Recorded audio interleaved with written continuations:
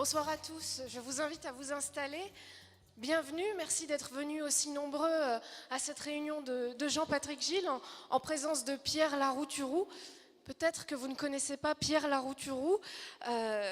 C'est un des rares économistes à avoir prévu la crise économique de 2008. Il est également fondateur avec Stéphane, m'arrête si je dis des bêtises, avec Stéphane Hessel, Edgar Morin et Michel Rocard, j'allais oublier Michel Rocard, du collectif Roosevelt, et tu es également cofondateur de Nouvelle Donne. Je te remercie infiniment d'être avec nous ce soir. Nous allons aborder la thématique de l'urgence sociale, mais dans un premier temps, je laisserai la parole à Jean-Patrick Gille, que vous connaissez, ah mince dit-il, que vous connaissez bien. Vous le connaissez bien parce que c'est un député de terrain, de proximité. On le croise souvent dans les rues de Tours, mais vous le connaissez surtout très bien parce que c'est un député très travailleur et très influent. Vous savez qu'il a beaucoup travaillé sur les dossiers des intermittents du spectacle, qu'il est très investi sur la question de la formation professionnelle. Et il est tellement travailleur et influent qu'il est dans le top 30 des députés les plus travailleurs, justement, de l'Assemblée nationale, sur 577 au passage. Et donc Jean-Patrick Gille est candidat pour un nouveau mandat. Évidemment, je lui souhaite de gagner le 11 et le 18 juin prochain. Il va pouvoir vous présenter sa campagne qui se veut novatrice, tournée vers la démocratie participative et aussi les nouvelles technologies. Donc il va pouvoir nous dire un mot tout de suite de cette campagne et il va parler de l'atelier citoyen. Donc je te cède tout de suite la parole. Merci Émilie, je pense que vous pouvez l'applaudir. Merci d'être venu ce soir, malgré un temps apocalyptique. Et puis merci aussi à l'équipe qui anime tout ça, de M Événements, qui nous permet, je le rappelle, d'avoir ce genre de manifestation où nous allons procéder, je vais dire quelques mots, donc là tout le monde est inquiet. Je vais présenter le concept de l'atelier citoyen, et puis nous aurons petite conférence de Pierre Larouturou, que je remercie d'être avec nous. Vous savez, Pierre, on est amis, on peut se le dire. Pierre, il est venu les 2 fois précédentes m'aider dans les campagnes législatives. Et puis, on discute régulièrement, on se voit de temps en temps. Il en dira peut-être un mot tout à l'heure. Moi, j'ai soutenu la démarche du collectif Roosevelt.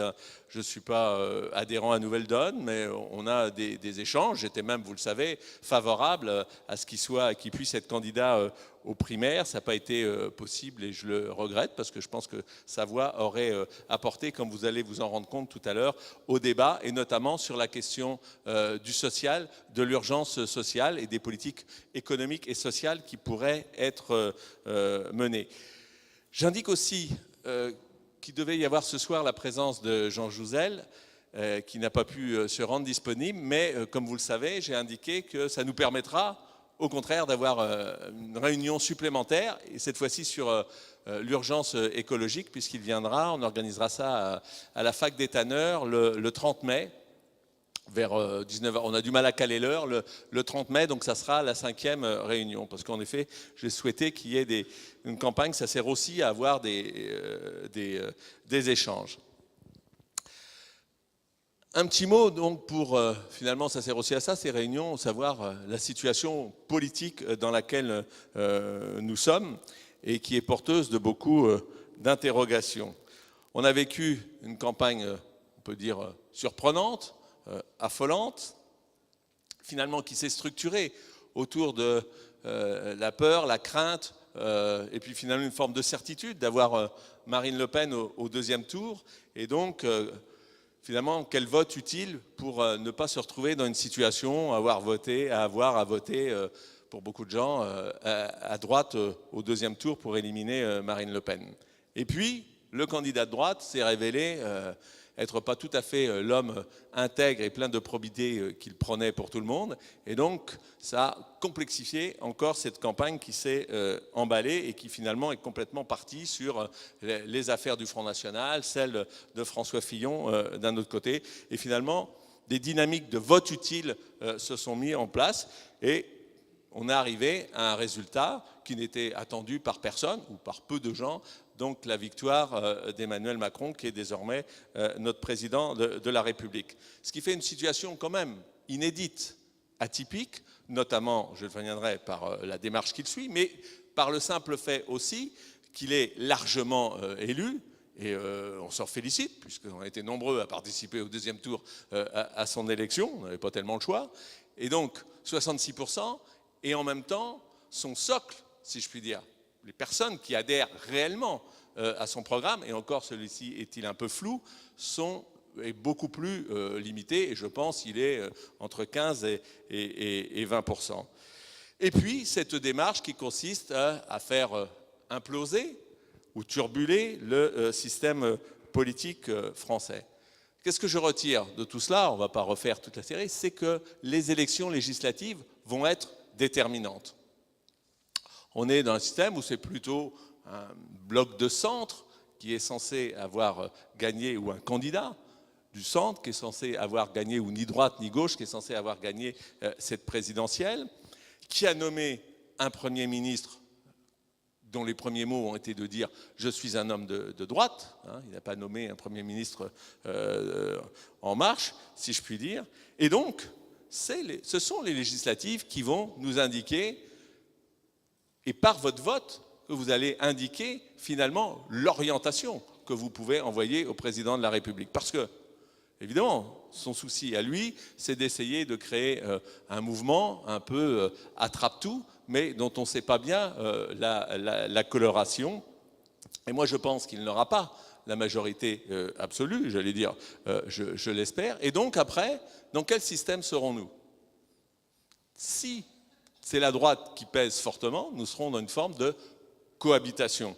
C'est peut-être pas ce qui ressort pour le moment, mais la droite, elle ne fait pas de bruit, elle a vécu une présidentielle difficile, mais finalement, ils serrent les rangs parce que ils essaient de sauver les législatives et de mettre le président dans une situation de cohabitation. Alors, ce n'est pas du tout ce que disent les médias, mais objectivement, ce n'est pas une situation impossible à découvrir. Le président de la République propose plutôt, si j'ai bien compris, un processus de décomposition et de recomposition autour donc d'un parti, le sien, parce qu'au début il ne fallait plus de parti, mais finalement, comme tout le monde, ils y reviennent. On est passé d'un mouvement à un parti, La République En Marche, mais dont on voit bien, certes il y a eu des ralliements, mais dont on a du mal à déterminer quelle est réellement l'orientation. Ce qu'on voit par tous ces ralliements, c'est l'idée d'être dans la proximité du pouvoir, sûrement de vouloir transformer notre pays, peut-être de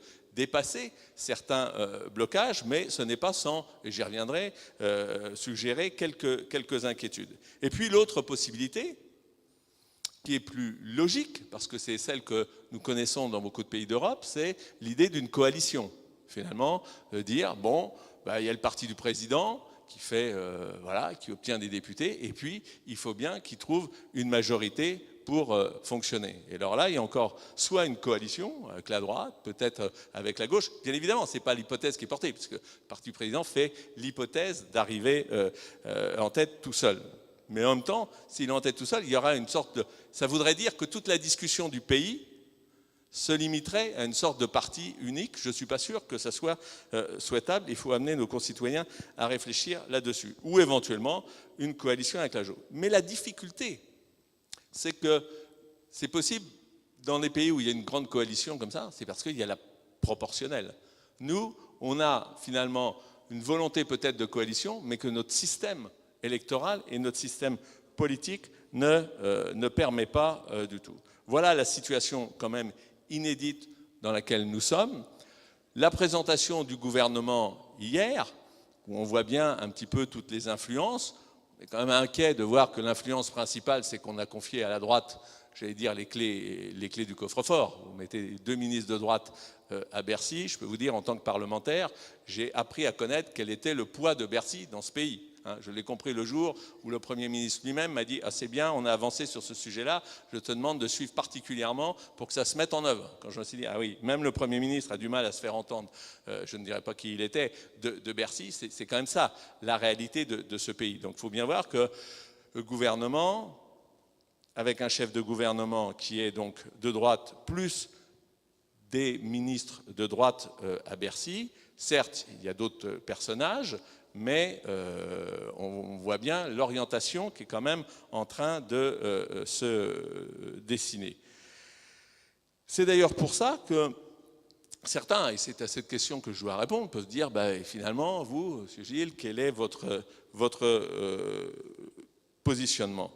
Moi, mon positionnement, c'est que je vais être très franc, et je crois qu'il faut être clair et transparent. Je pense que face aux difficultés que connaît notre pays, je l'ai rappelé, la montée des extrémismes, la menace du terrorisme qui est quand même toujours présente, les défis aussi qui sont les nôtres sur la transformation de l'économie, la transition écologique et énergétique qu'il faut mener, moi je suis, je le dis clairement, pour la réussite du quinquennat, pour que notre pays réussisse. D'autre part, je partage l'idéal européen, l'idéal d'une construction européenne, même si l'Europe telle qu'elle est ne me convient pas du tout, je pense qu'on ne doit pas perdre de vue cet idéal. Et puis, je suis favorable à une forme aussi de, j'allais dire, de sérieux budgétaire. Mais, en même temps, il y a des points qui m'interrogent. J'en citerai quelques-uns. Quand on nous dit qu'on va détricoter l'ISF, ça ne me paraît pas la priorité absolue, mais avec les ministres maintenant qu'on a aux finances, je pense que ça, on va le voir arriver très vite. Et puis surtout, question essentielle qui a déjà divisé le pays, la question de la réforme du Code du travail. Moi, je ne suis pas favorable, je n'étais pas favorable à l'inversion de la hiérarchie des normes. J'étais heurté par l'utilisation du 49.3, donc vous comprenez bien que je ne suis pas favorable à cette réforme du Code du travail, de surcroît par des ordonnances. Et en même temps, je pense aussi qu'il faudra être vigilant et que le vote, le rapport de force finalement, qui va sortir des élections législatives, sera très important pour l'avenir de notre système de protection sociale. Moi, je pense que ce sont les vrais sujets. Ils n'ont pas été forcément au cœur de la présidentielle, mais c'est ceux qui sont devant nous. Et selon le rapport de force qui sortira des urnes, eh bien, on n'aura pas la même politique. Alors, le président nous explique qu'il n'est ni de droite ni de gauche. Vous l'avez dit, vous l'avez vu. Moi, dans ce cas-là, je dis, je ne serai ni de la majorité ni de l'opposition. Ça veut dire quoi? Très simplement, que s'il y a des projets de loi progressistes, je les voterai. Et en même temps, je demeurerai, on dirait, c'était déjà le même cas dans le mandat précédent, mais encore plus fortement, libre et indépendant de m'opposer à toute une série de lignes rouges que j'ai commencé à vous indiquer, et notamment sur toutes les questions concernant la protection sociale. Mais pas seulement. Je pense que donc dans la protection sociale, il y a le Code du travail. Je pense que le projet aussi sur l'assurance chômage n'est pas souhaitable, même si on peut avoir des évolutions. Mais je pense aussi que la question, par exemple, des territoires est complètement absente de la réflexion dont on entend parler depuis plusieurs jours. Et que quand on nous dit, certes c'est populaire, la suppression de la taxe d'habitation, mais comprenez bien, si on supprime la taxe d'habitation d'un côté, il va bien falloir la retrouver d'un autre côté. Et en même temps, dans la démarche, c'est une sorte de recentralisation à laquelle moi je ne suis pas favorable. Donc voilà, on aura après un débat, mais je pense qu'il faut avancer dans la clarté, même si la situation est très très compliquée et qu'il y a beaucoup d'interrogations, d'où l'intérêt d'avoir ces échanges et ces réunions. Dans la clarté, moi je souhaite avoir donc mené une campagne de proximité, une campagne de terrain et aller à la rencontre des habitants de tous les quartiers et notamment des quartiers populaires. Parce que ce que je ressens aussi, c'est que finalement, en même temps que le gouvernement qui se met en place se veut dans une position centrale, eh bien j'ai l'impression qu'il oublie aussi les périphéries de nos villes, les périphéries de nos départements, les quartiers populaires. Pourtant, question qui a été là, au cœur, et qui est au cœur de l'élection et de la nouvelle carte électorale qui est sortie de la présidentielle. Et je pense qu'on doit être très vigilant là-dessus et qu'on ne peut pas renvoyer tous ces quartiers, les quartiers populaires, à leur colère et à un vote extrémiste. C'est pour ça que moi je décide de rester bien évidemment fidèle à nos engagements, fidèle, je n'oublie pas pour qui on se bat, pour qui on cherche à conserver ou à avancer, avoir des avancées sociales. Et je reste bien évidemment, je n'oublie pas, je reste socialiste, européen convaincu et écologiste.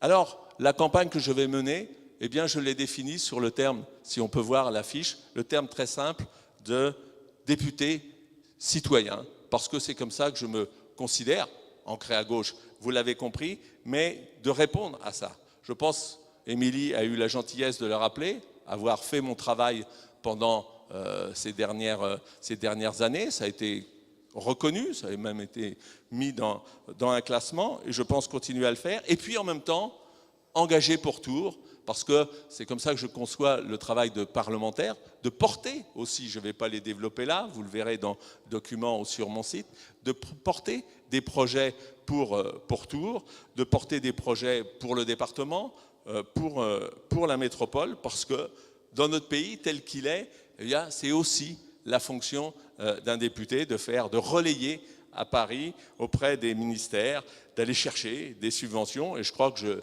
je l'ai fait et je ne le regrette pas, et qu'il y a des dossiers importants à suivre, la mise en place de la métropole, bien évidemment, le tramway, la rénovation urbaine du Sanitas, dont vous avez vu que ce n'est pas simple, parce qu'il y a des problèmes de concertation, la question de l'hôpital, peut-être en dire un mot.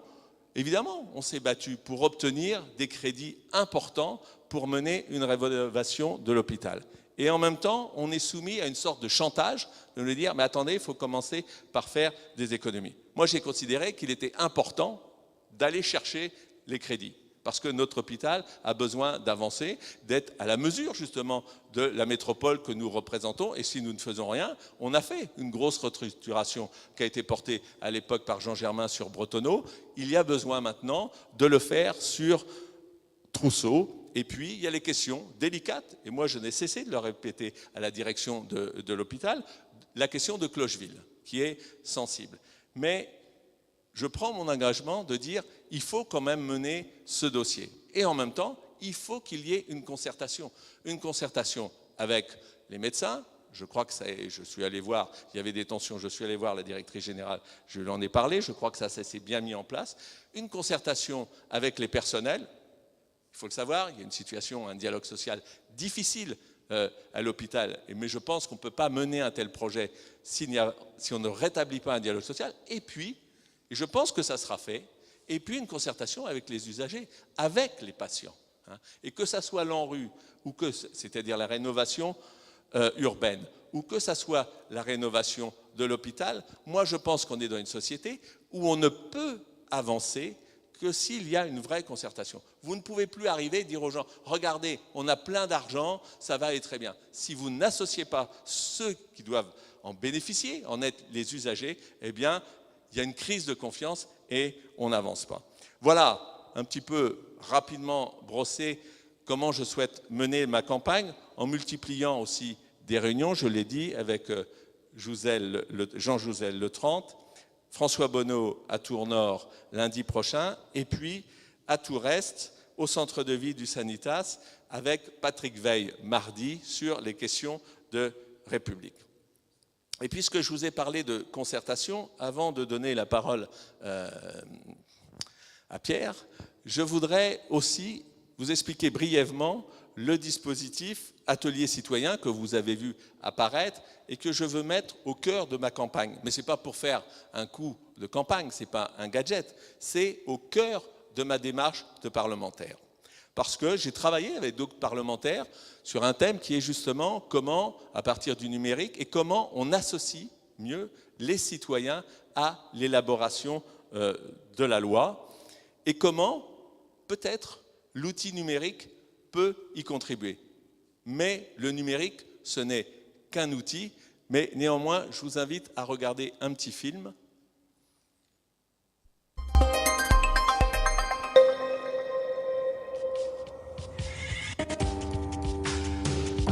Sur le site MAM, le premier constat pour les acteurs du digital, c'est que l'économie numérique va plus vite que les idées politiques.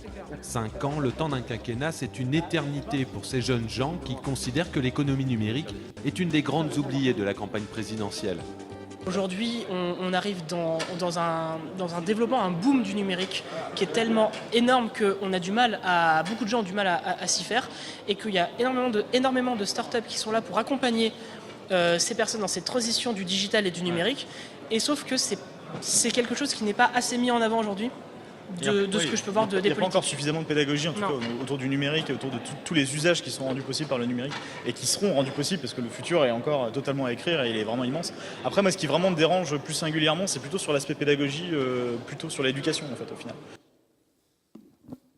Vous voyez, il y a une interrogation. Pourquoi je vous ai passé cet extrait de l'émission de TV Tour? Parce qu'il y a une interrogation sur ces questions et sur aussi les personnes qui travaillent dans des startups, qui travaillent à MAM. Il y a même une réunion en ce moment, je crois, à MAM sur les questions du numérique, les usages pour la ville intelligente. Eh bien, après réflexion, moi je pense qu'on peut mettre quelque chose en place, et c'est ce que je vous propose, de mettre tout un processus de concertation, de participation des citoyens au travail parlementaire. Alors pour ce faire, on a repéré une application numérique qui existe déjà, qu'on va vous présenter par un petit film.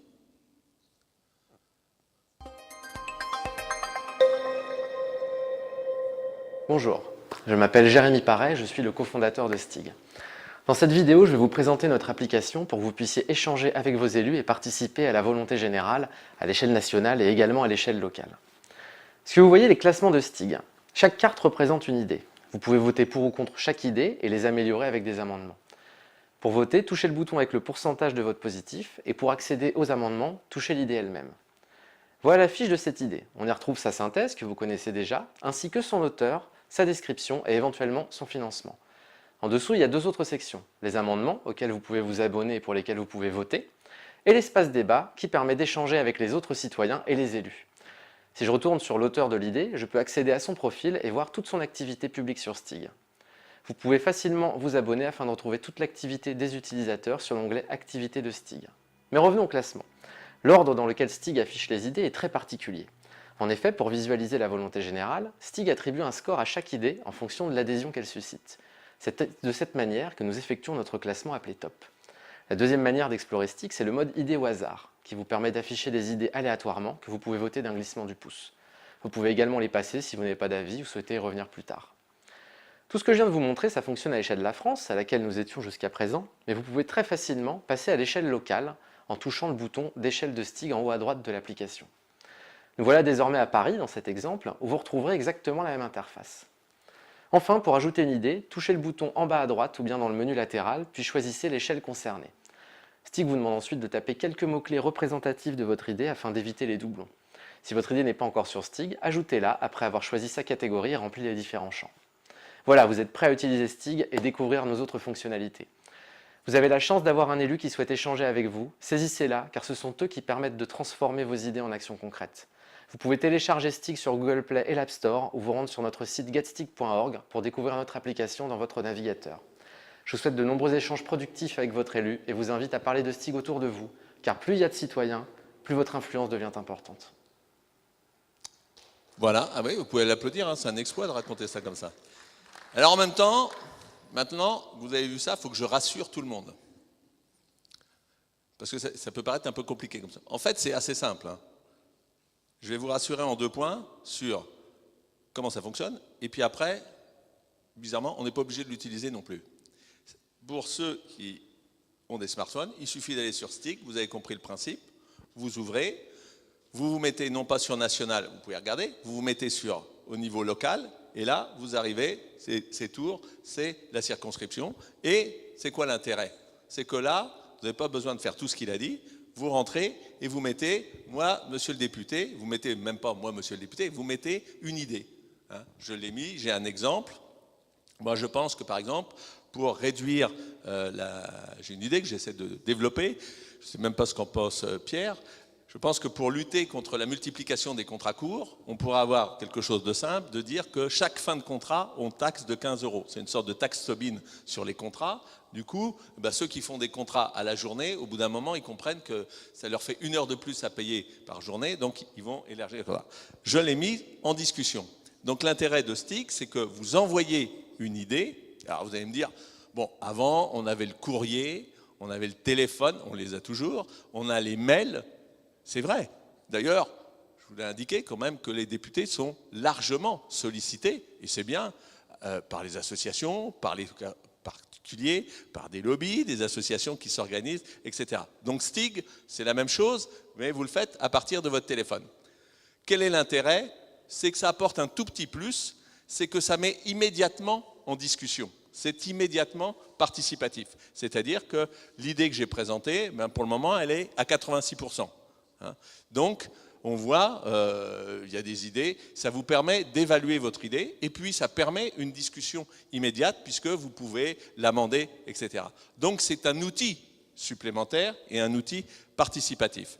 Mais à partir de là, si on peut voir un petit schéma qui, à mon avis, va arriver, je propose un dispositif, justement, de concertation et de participation. En tout cas, moi, je préfère dire de délibération collective. Donc, vous voyez, ce sont là tous les citoyens qui ont envie de faire passer une idée à leurs députés. Donc, comme je le disais, ils peuvent m'envoyer un courrier, ils peuvent envoyer des mails, ils peuvent éventuellement téléphoner. Et puis, il y a Stig qui apporte ce plus, ces discussions. Mais le sujet, c'est qu'il y a énormément d'interpellations. Et du coup, ça génère aussi énormément de frustration. Les gens disent, oui, on ne répond pas au courrier, on a pris en compte. Et moi, je le comprends. Il y a des gens qui écrivent, sûrement, qui s'y sont remis à plusieurs fois, qu'ils ont retravaillé, etc. Eh bien, moi, je propose qu'on mette en place un atelier citoyen qui permette de gérer aussi toutes ces interpellations, toutes ces demandes, pour qu'elles puissent être prises en compte, qu'elles puissent donner lieu, s'inscrire dans le travail parlementaire. Comment? Soit sous forme d'amendements qui peuvent venir sur un texte important, soit sous forme aussi, il y a des députés qui l'ont fait, ça m'est arrivé, de porter une proposition de loi, c'est-à-dire une loi qui est d'initiative parlementaire. Et moi, je propose un dispositif qui permette de porter cela. Alors comment? Simplement, un peu sur le modèle de ce qui a été fait sur les CVL quand on les avait lancés en 2003, de mettre en place une petite conférence citoyenne, définie, je pense que 40 personnes, ça peut être bien, donc qui candidate. Donc je vous invite à candidater, vous avez dû trouver d'ailleurs sur vos chaises la possibilité de candidater. Vous pouvez candidater par papier ou par numérique, et puis dans quelques jours, parce qu'il ne s'agit pas de préparer le programme de la campagne, il s'agit de mettre en place un dispositif pour toute la durée du mandat, d'accompagner le député. Donc cette conférence citoyenne aura vocation à valider ou à faire un peu le tri dans toutes ces propositions. Et à partir de là, si on peut revenir sur le schéma, elle aura pour fonction, sinon après, d'organiser des ateliers législatifs, c'est-à-dire de prendre du temps, 2 heures, 3 heures, un samedi, puis dire, voilà, nous on a un peu réfléchi, on a plein de propositions, on a été très sollicités et on vous propose de travailler sur un sujet précis qui puisse donner lieu à une proposition de loi, ou alors, plus simplement, il y a un projet de loi important qui est en train d'arriver à l'Assemblée, au Parlement, nous on propose à des citoyens de venir, alors là, tous ceux qui veulent, travailler sur ce projet de loi. Moi, je faisais déjà un travail, si vous voulez. Quand il y avait un projet de loi, j'essayais à chaque fois, je n'avais pas toujours le temps, parce que ça va très très vite, de rencontrer les personnes concernées localement, les associations. Et je reconnais, je le faisais volontiers parce que c'est très très riche. En même temps, c'est important que les personnes puissent faire des remontées, mais je peux vous dire que pour le travail parlementaire, sinon les gens sont quand même dans des idées assez générales, et là ça vous permet d'étayer vos propos. Mais là, l'idée, c'est qu'il puisse y avoir une initiative citoyenne portée dans le travail parlementaire. Donc voilà le dispositif que je propose, donc à la fois un dispositif de travail sur l'atelier législatif, et puis aussi, ça me paraît bien que cette conférence citoyenne puisse gérer, si je puis dire, la réserve parlementaire. Vous savez qu'il y a des débats sur la réserve parlementaire, qui n'est pas une somme d'argent que j'ai sur mon compte en banque et que je dilapiderai volontiers, qui est une possibilité pour le parlementaire d'obtenir à coup sûr, si je puis dire, ou quasiment, des subventions exceptionnelles de la part des ministères. Moi, j'ai toujours été dans la transparence là-dessus, indiquant les quelques critères que j'avais mis en place et les montants et à qui ça bénéficiait. D'ailleurs, j'ai été précurseur, puisque maintenant, c'est devenu la règle. Hein, il y a une publicité de la répartition et de l'utilisation de la réserve parlementaire. Ce que je propose, c'est d'aller plus loin dans la transparence et dans la démocratie, et bien que ce soit un collectif de citoyens dans la transparence qui désigne finalement les associations qui pourraient en bénéficier. Donc voilà le dispositif qui me paraît intéressant, de démocratie participative et de soutien et d'accompagnement aux parlementaires que je souhaite mettre en place. Juste un dernier mot là-dessus. Moi, je n'oppose pas. Pourquoi je m'intéresse à ça? Parce qu'on voit bien dans notre société une demande de participation, qui sinon, eh bien, les gens ont l'impression qu'ils sont à côté, qu'il y a une classe politique qui fonctionne de manière isolée et toute seule, ce qui à mon avis est exagéré, même si des fois on prête un peu le flanc à ça, mais il y a une demande de participation. Mais moi je crois que les deux types de démocratie ne s'opposent pas. Une démocratie comme on le voit sur schéma, peut-être un peu verticale, qui est le député qui remonte à Paris, etc. C'est la démocratie représentative. Et puis une démocratie plus horizontale au niveau du territoire, des citoyens qui se mettent en discussion. Le sujet, ce n'est pas de les opposer. Le sujet, ce n'est pas que la démocratie participative s'oppose à la démocratie représentative. Si elle s'oppose, quel est l'intérêt que les citoyens se mêlent? C'est de résister à la bureaucratie. C'est ça. Ça peut être important. Sur les cas que je vous ai cités tout à l'heure, c'est ça qui va se passer. C'est ça qui est important. Sur l'ANRU, ce qui est important, c'est que ça ne se fasse pas sans les habitants. Et j'étais à une réunion hier où, dans la loi sur la rénovation urbaine, on a voulu mettre en place des conseils citoyens, ça a eu du mal à démarrer, mais moi j'étais content de voir qu'au comité de pilotage, il y avait les représentants des conseils citoyens qui disaient « mais nous on n'est pas tout à fait d'accord là-dessus, nous on voudrait être écoutés là-dessus ». Et je suis persuadé, je le dis, parce que sur le projet de l'hôpital, c'est la même chose. Si c'est la direction de l'hôpital, malgré toutes ses qualités, qui dit « nous on a fixé un cap, on a vu, on sait pour tout le monde, on met ça en place », ça n'ira pas. Donc il faut articuler. L'enjeu, c'est d'articuler ces deux modes de démocratie. S'il y a une idée que je voudrais que vous puissiez retenir, c'est celle-là. Ce n'est pas pour inventer quelque chose de totalement nouveau, c'est pour enrichir le travail, rénover. Ça contribue à la rénovation de l'action politique et c'est donc ce que je vous propose et je vais terminer là-dessus. Je vous invite donc à déposer votre candidature. Voilà, c'est une campagne originale. Le candidat, il dit, les autres, vous n'avez qu'à candidater. Voilà, bon, pour le reste, j'en ai déjà pas mal, d'autres candidats, mais je pense que c'est une démarche importante, originale que nous lançons ici. D'autres parlementaires travaillent sur d'autres formes d'association des citoyens à leur travail. Moi, je crois que ça serait bien pour aussi notre circonscription, la ville de Tours, d'être précurseur là-dessus, et c'est pour ça que je vous invite à y participer. Je vous remercie, je sais que je n'ai que trop parlé, je vais donc maintenant céder la parole à Pierre Laroutourou, je l'ai présenté tout à l'heure, je le remercie encore d'être venu. Je voulais vous indiquer, mais vous le savez, qu'il rédige régulièrement des livres. Je vous reconseille celui-là particulièrement, qu'il a pu écrire « La gauche n'a plus droit à l'erreur ». C'était un peu prémonitoire, parce que c'était bien avant les élections, qu'il a rédigé avec Michel Rocard. Et puis, je lui laisse la parole pour qu'il nous présente sa réflexion sur l'économie. Je rappelle que Pierre était un des rares économistes qui avait prédit, senti, anticipé la crise de 2008 et qu'il mène depuis des années une réflexion aussi sur la réduction du temps de travail. Donc je sais qu'il va nous en dire un mot. En tout cas, on a souvent des analyses, le plaisir de travailler ensemble et très sincèrement, Pierre, je te remercie d'être encore une fois à mes côtés. Merci.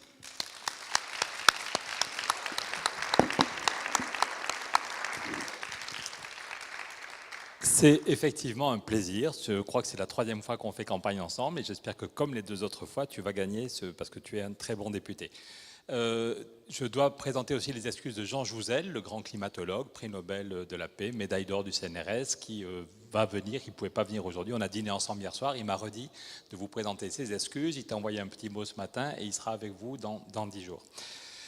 Alors, on peut se demander à quoi ça sert, puisqu'on a eu Emmanuel Macron qui a été élu à 66%, puisqu'il a nommé son gouvernement, à quoi ça sert de voter pour un député qui n'est pas exactement de la même couleur que le nouveau président? Eh bien, une façon concrète de répondre à cette question, c'est de regarder ce qui se passe en Allemagne depuis 1 an ou 2. Par exemple, en Allemagne, il y a un salaire minimum, il y a un SMIC qui a été créé par la loi.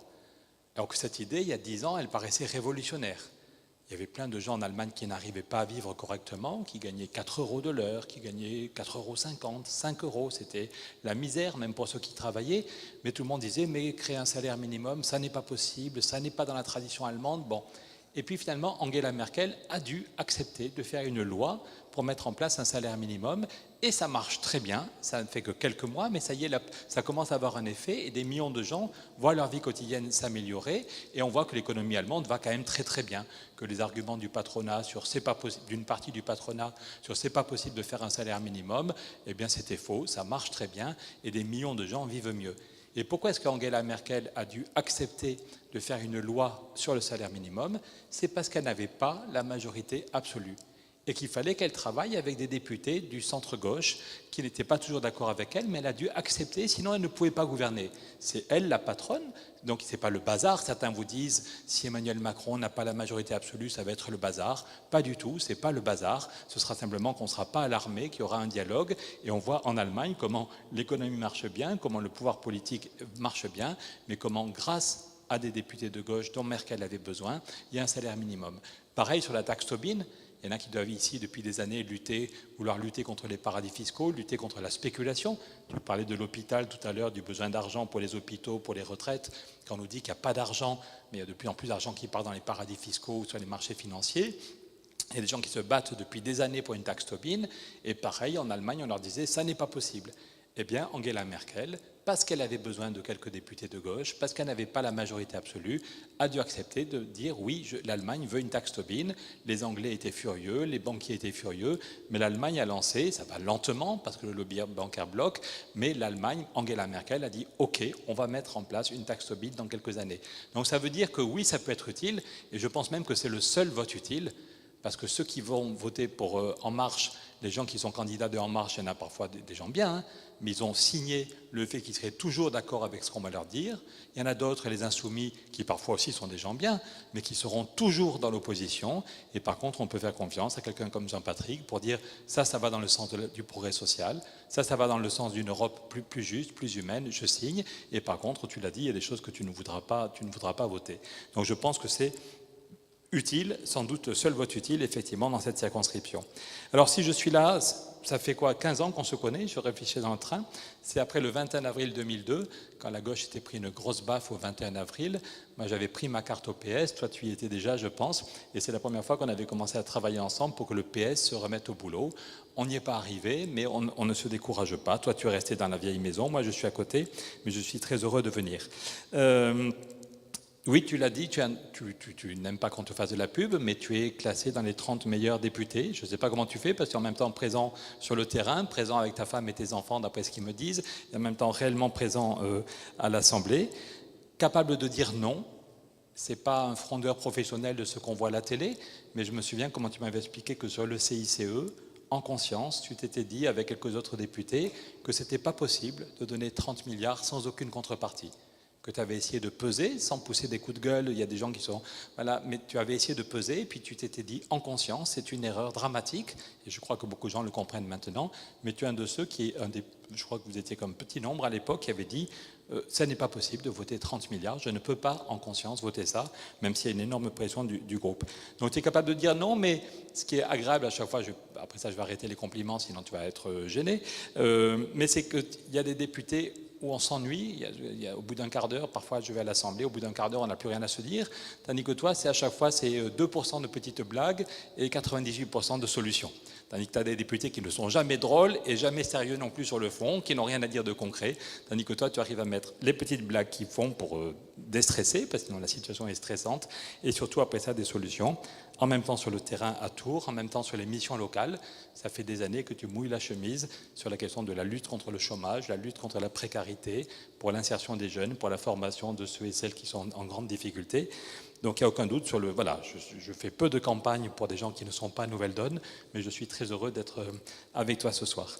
Alors tu m'as demandé de parler d'un des combats que tu mènes, la question du chômage et de la précarité. Je crois que c'est effectivement un des combats fondamentaux. Je ne sais pas si on peut... Voilà.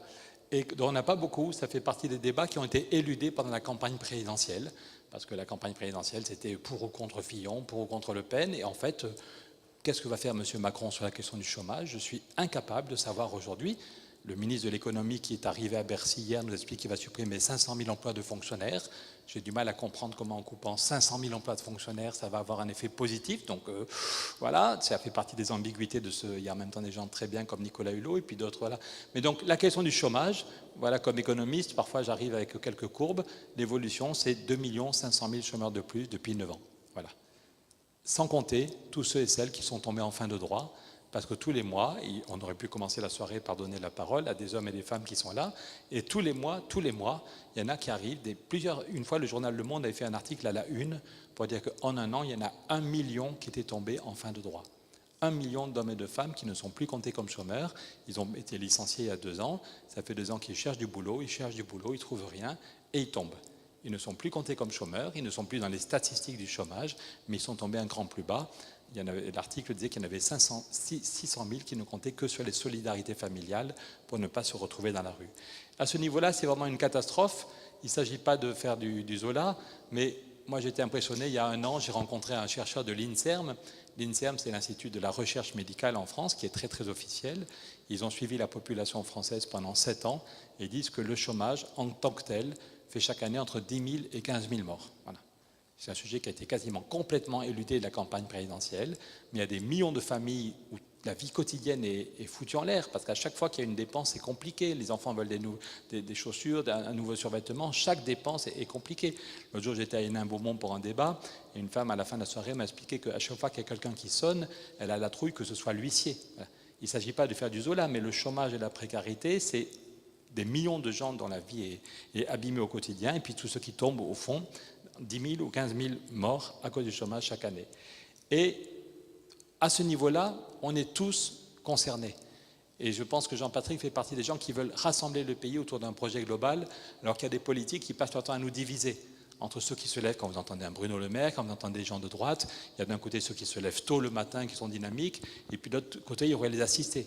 Il y a les gens du public et les gens du privé. Ils passent leur temps à nous couper. Il y a les étudiants et puis les retraités. Ils passent leur temps à diviser pour mieux régner. Or, je crois qu'on est tous concernés.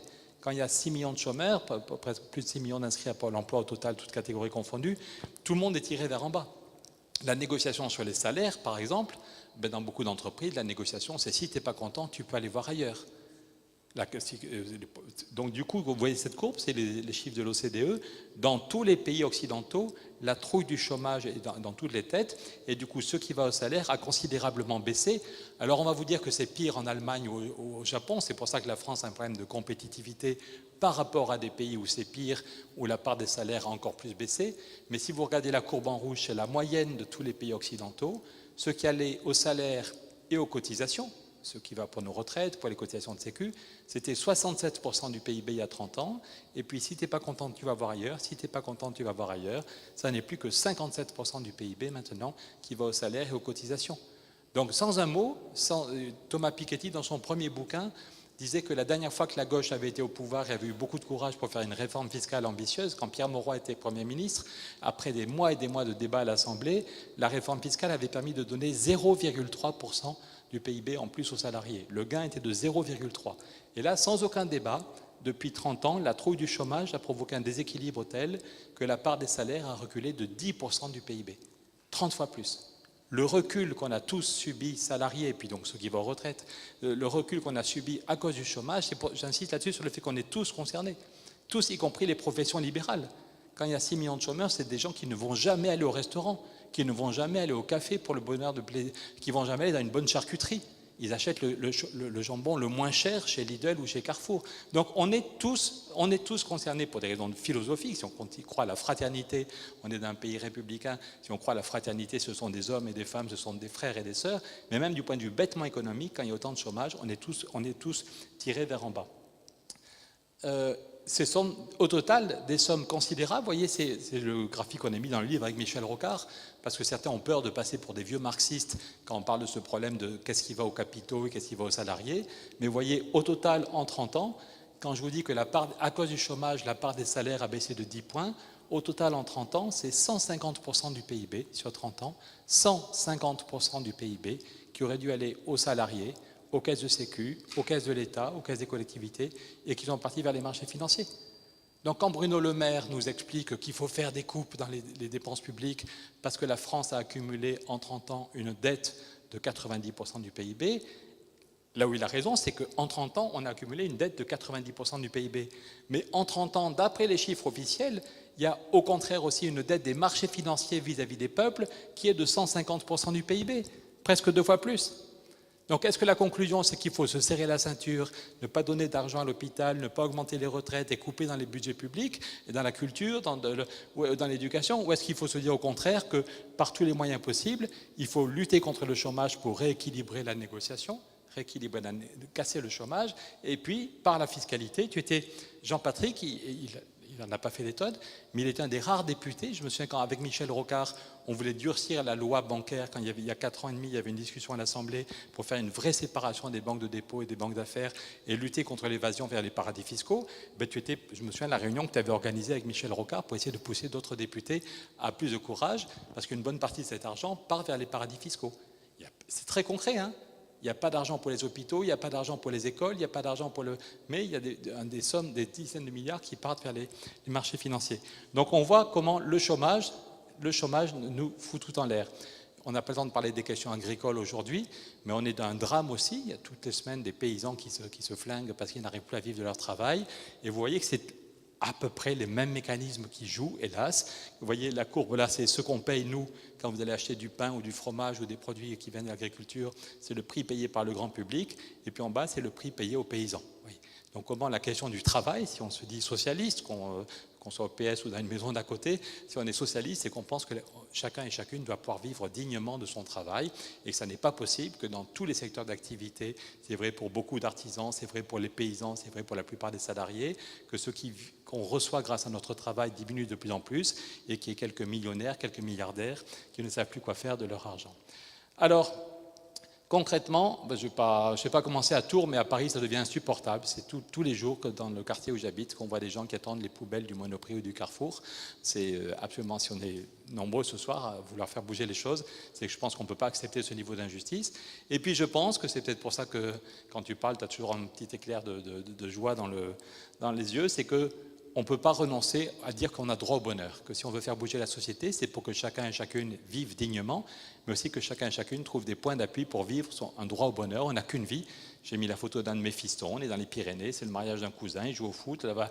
Mais je crois qu'on a abandonné l'idée que chacun... Voilà, le but de notre transformation, si tu veux être député, c'est pour régler les emmerdes, pour régler les problèmes, mais c'est aussi que chacun puisse déployer ce qu'il y a d'unique en lui, qu'il soit jeune, qu'il soit vieux, qu'il ait ce droit au bonheur. Alors, j'arrive mal à maîtriser. Dernier point du diagnostic, Jean Jouzel n'est pas là, mais on peut quand même en parler, c'est la question du climat. On n'a pas le choix, il ne faut pas choisir soit la question sociale, soit la question climatique. Il faut en même temps régler la question sociale et la question climatique. Vous voyez, cette courbe, c'est l'évolution des températures depuis un siècle. Vous voyez que 2014 était l'année la plus chaude qu'on ait jamais vue, et puis 2015 a été l'année la plus chaude, et puis 2016 est encore l'année la plus chaude. Ça commence à avoir des conséquences partout. Là, j'ai vu dans votre coin des vignes qui ont été foutues en l'air parce qu'il a fait trop chaud avant un petit coup de gel, mais du coup la végétation est repartie. Le cycle de l'eau est complètement perturbé. L'an dernier, c'était des inondations ou parfois des très grandes sécheresses. Tous ceux qui vous disaient le problème du climat, on n'est pas sûr que ça existe, et de toute façon, il y aura le progrès technique. Je leur conseille d'aller en Californie. Ça, ce sont des réservoirs d'eau qui sont vides. Voilà.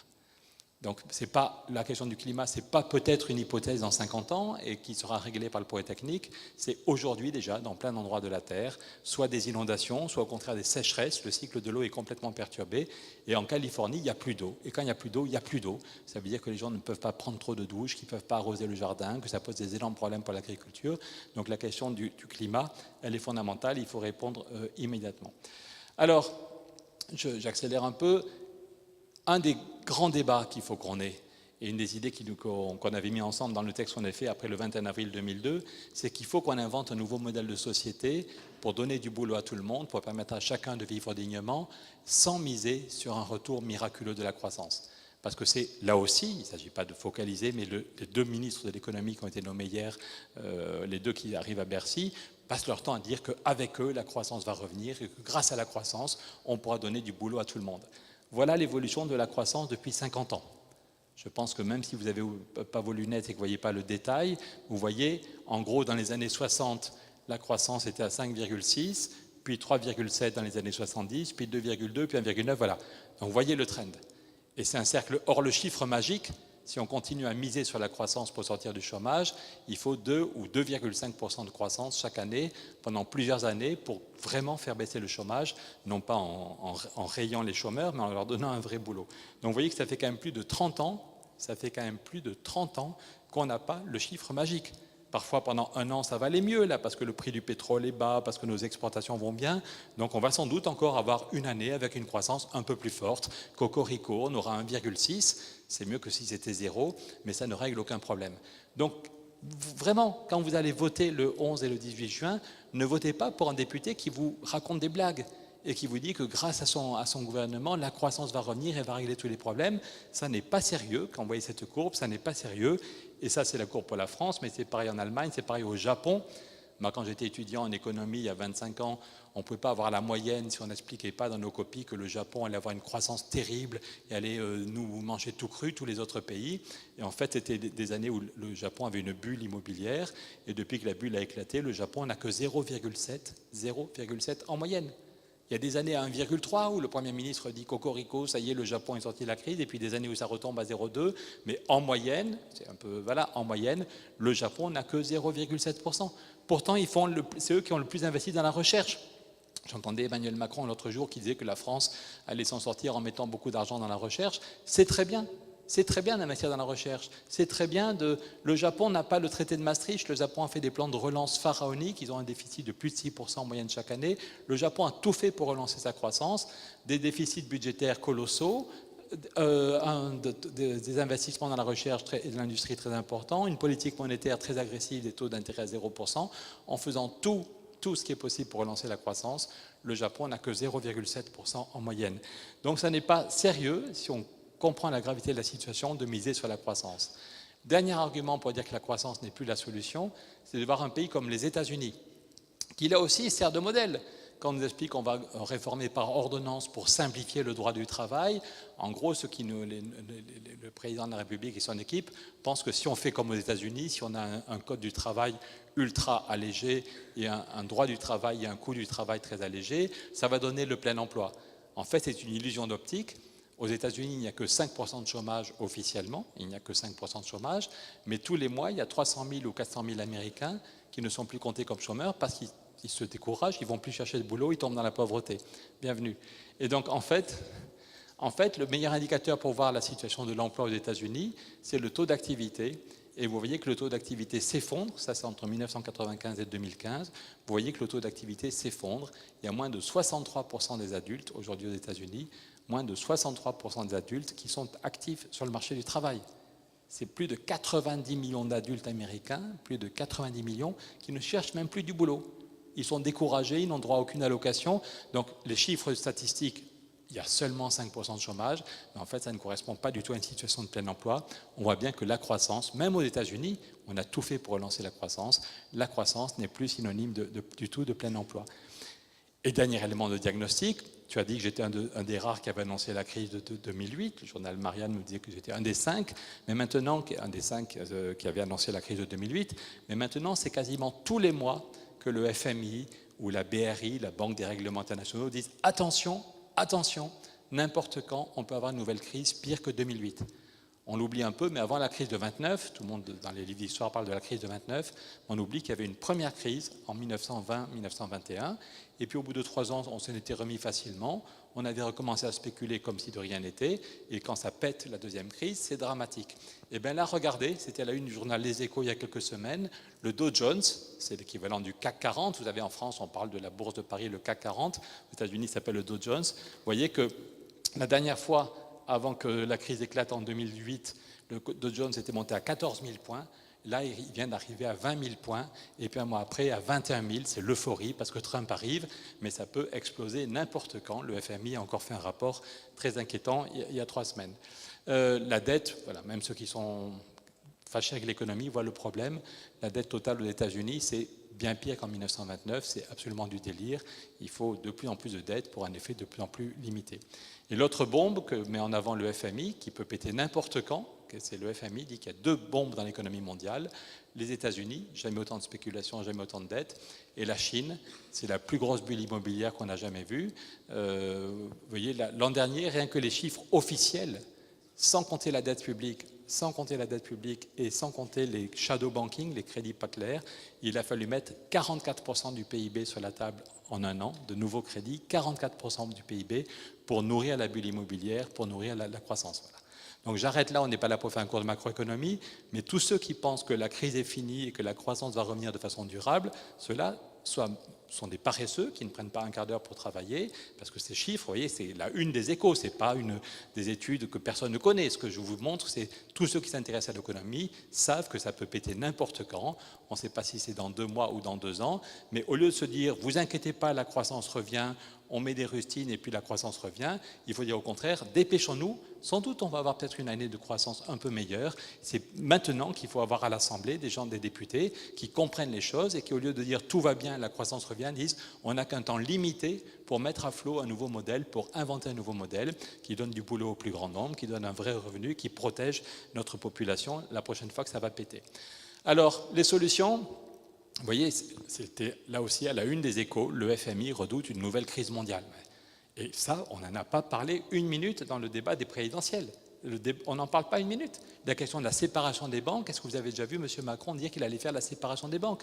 Or, c'est urgent pour lutter contre la spéculation. Donc, les solutions. Premièrement, éviter les licenciements. C'est quelque chose que porte Jean-Patrick au niveau des missions locales. Comment il faut en même temps améliorer la formation des gens, ceux qui cherchent un boulot. Mais la première chose à faire, c'est que des gens qui ont un boulot ne le perdent pas. En France, on s'habitue à ce que le licenciement, voilà, une entreprise a perdu 20% du chiffre d'affaires, donc on s'en fout, on prend l'habitude, on va licencier 20% des gens. Il y a d'autres pays où il ne s'agit pas d'interdire les licenciements, je ne vous ai pas dit qu'on allait interdire les licenciements, mais tout faire pour que le licenciement soit l'exception. Et la règle, par exemple, au Canada, il y a un système qui fait que la règle, c'est si une entreprise a 20% ou 30% de travail en moins, eh bien, elle va garder tout le monde. Elle garde tous les salariés. Et elle va baisser le temps de travail de 20% ou 30%. Et il y a un système ultra simple. 1 semaine après, les gens gardent, il y a un chèque qui arrive de l'équivalent de l'État et de l'UNEDIC, ce qui fait que les salariés vont garder 95 ou 98% de revenus. Ils baissent le temps de travail. Au lieu de baisser les effectifs, on baisse le temps de travail, on garde tout le monde, ce qui est quand même beaucoup, beaucoup mieux pour les salariés, qui est beaucoup mieux aussi pour l'entreprise. La plupart des patrons ne sont pas des salauds, ce n'est pas pour le plaisir qu'ils licencient des gens. Et puis si l'entreprise va mieux 6 mois plus tard ou 1 an plus tard, c'est mieux de garder les compétences. Et c'est l'État et l'UNEDIC qui ont fait les calculs en disant si ces gens-là tombent au chômage, ils vont payer moins de TVA, ils vont payer moins de cotisations, on devra les aider avec l'UNEDIC. Donc autant mettre sur la table de l'entreprise l'argent que ça nous coûterait si ces gens-là tombaient au chômage. Ça marche très bien ce système.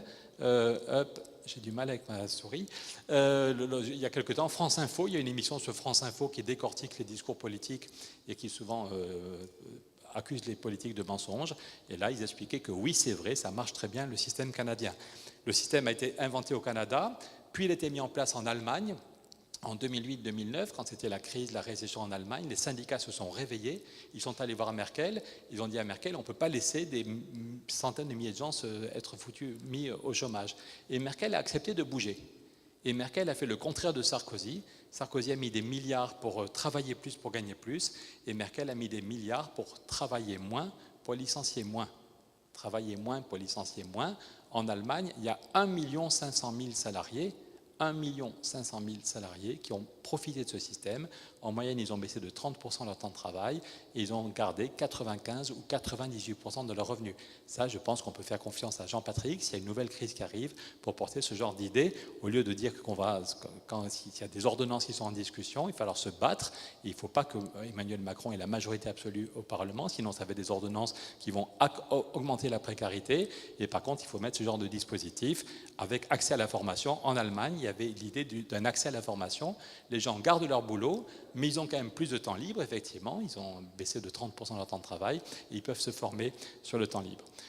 Lutter contre la spéculation, veut casser la spéculation, une des façons de le faire, c'est de séparer les banques de dépôt et les banques d'affaires. Et bien, je peux vous le dire, il n'en a pas fait des pubs, on l'a pas beaucoup vu dans les médias, mais Jean-Patrick était un des rares députés qui agissait il y a 4 ans pour durcir la loi bancaire. Il a organisé des réunions avec Rocard, avec des spécialistes d'ONG qui venaient de Bruxelles pour essayer de donner du courage aux autres députés pour dire il faut faire une séparation des banques. Quand j'étais petit, il y avait d'un côté Paribas et de l'autre côté BNP. Et BNP n'avait pas le droit de spéculer avec l'argent des gens sur les marchés financiers, et Paribas ne pouvait pas spéculer avec l'argent des citoyens, c'était l'argent des actionnaires. Du coup, Paribas prenait beaucoup moins de risques et versait des salaires beaucoup moins monstrueux à ses traders. Et de l'autre côté, BNP était au service des PME, au service des collectivités, avec l'argent qu'ils récupéraient. Et puis les lobbies ont obtenu que BNP et Paribas, banque de dépôt et banque d'affaires, soient ensemble, et c'est tout bénéfice. Parce que du coup, avec l'argent de monsieur et madame tout le monde, ils peuvent spéculer sur les marchés financiers. Quand ils gagnent 10 milliards, c'est 10 milliards pour les traders et pour les actionnaires. Et par contre, s'ils perdent 10 milliards, ils vont aller voir monsieur le ministre, monsieur le maire, maintenant, et lui dire, monsieur le ministre, on a perdu 10 milliards, vous ne pouvez pas nous laisser faire faillite, sinon il y a des millions de gens qui vont être ruinés. Et donc, c'est l'État qui paye. Donc quand on a en même temps les banques de dépôt et les banques d'affaires dans la même structure, c'est en fait une aide à la spéculation. Tandis que si on les sépare, je le répète, si on sépare les banques de dépôt et les banques d'affaires, les banques de dépôt continueront, mais au risque des actionnaires. Si elles perdent de l'argent, ce sera tant pis pour les actionnaires. Et les banques normales ne pourront plus, il y a 3 millions de gens ou 4 millions qui ont leurs économies à la BNP ou à la Société Générale, et bien avec cet argent, ils ne pourront plus aller spéculer, ils devront se tourner vers les PME du coin et faire leur boulot de banquier, ou vers les collectivités, ou pour construire des logements, ou pour voir si l'hôpital a besoin d'investissement. Lutter contre l'évasion fiscale, je sais aussi, tu m'en as parlé spontanément tout à l'heure, qu'il y a des pays où on a fait beaucoup. Aux États-Unis, il y a eu ce que Barack Obama a fait la loi FATCA, qui oblige les banques à être complètement transparentes. Ils ont fait partie des amendements que tu voulais déposer il y a quelques années.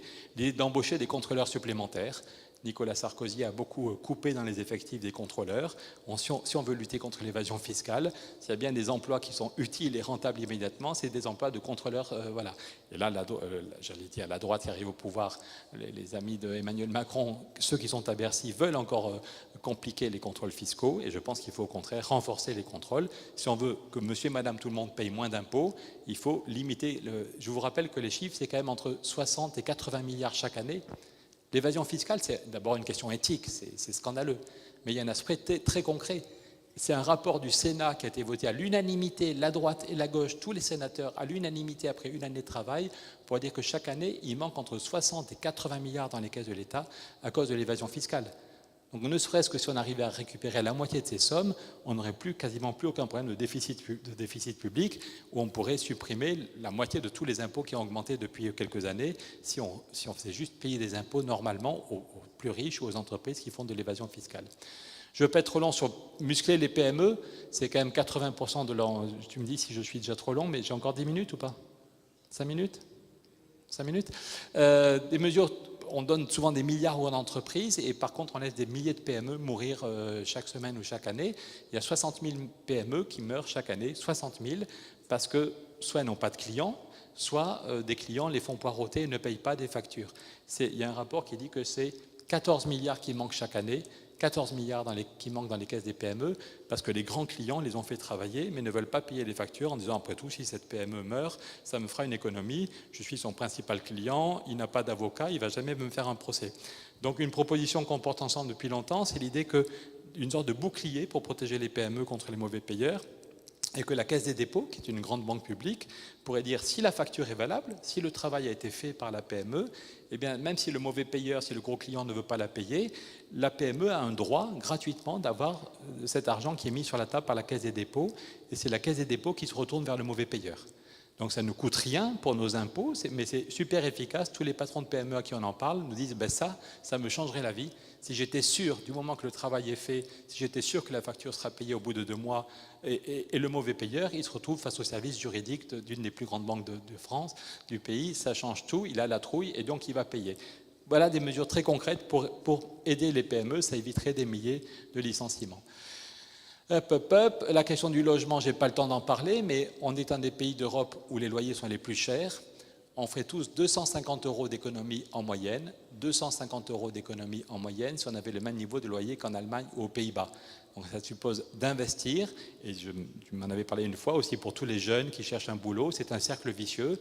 Ils n'ont pas de boulot, ils n'ont pas de logement, ils n'ont pas de logement, ils ne peuvent pas aller chercher du boulot.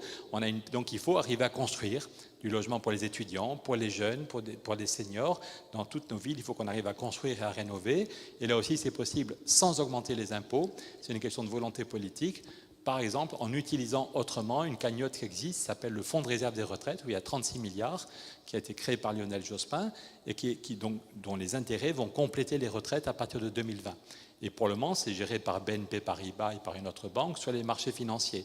Donc ça n'a aucune utilité publique, et s'il y a une crise financière, on va perdre 30% du capital.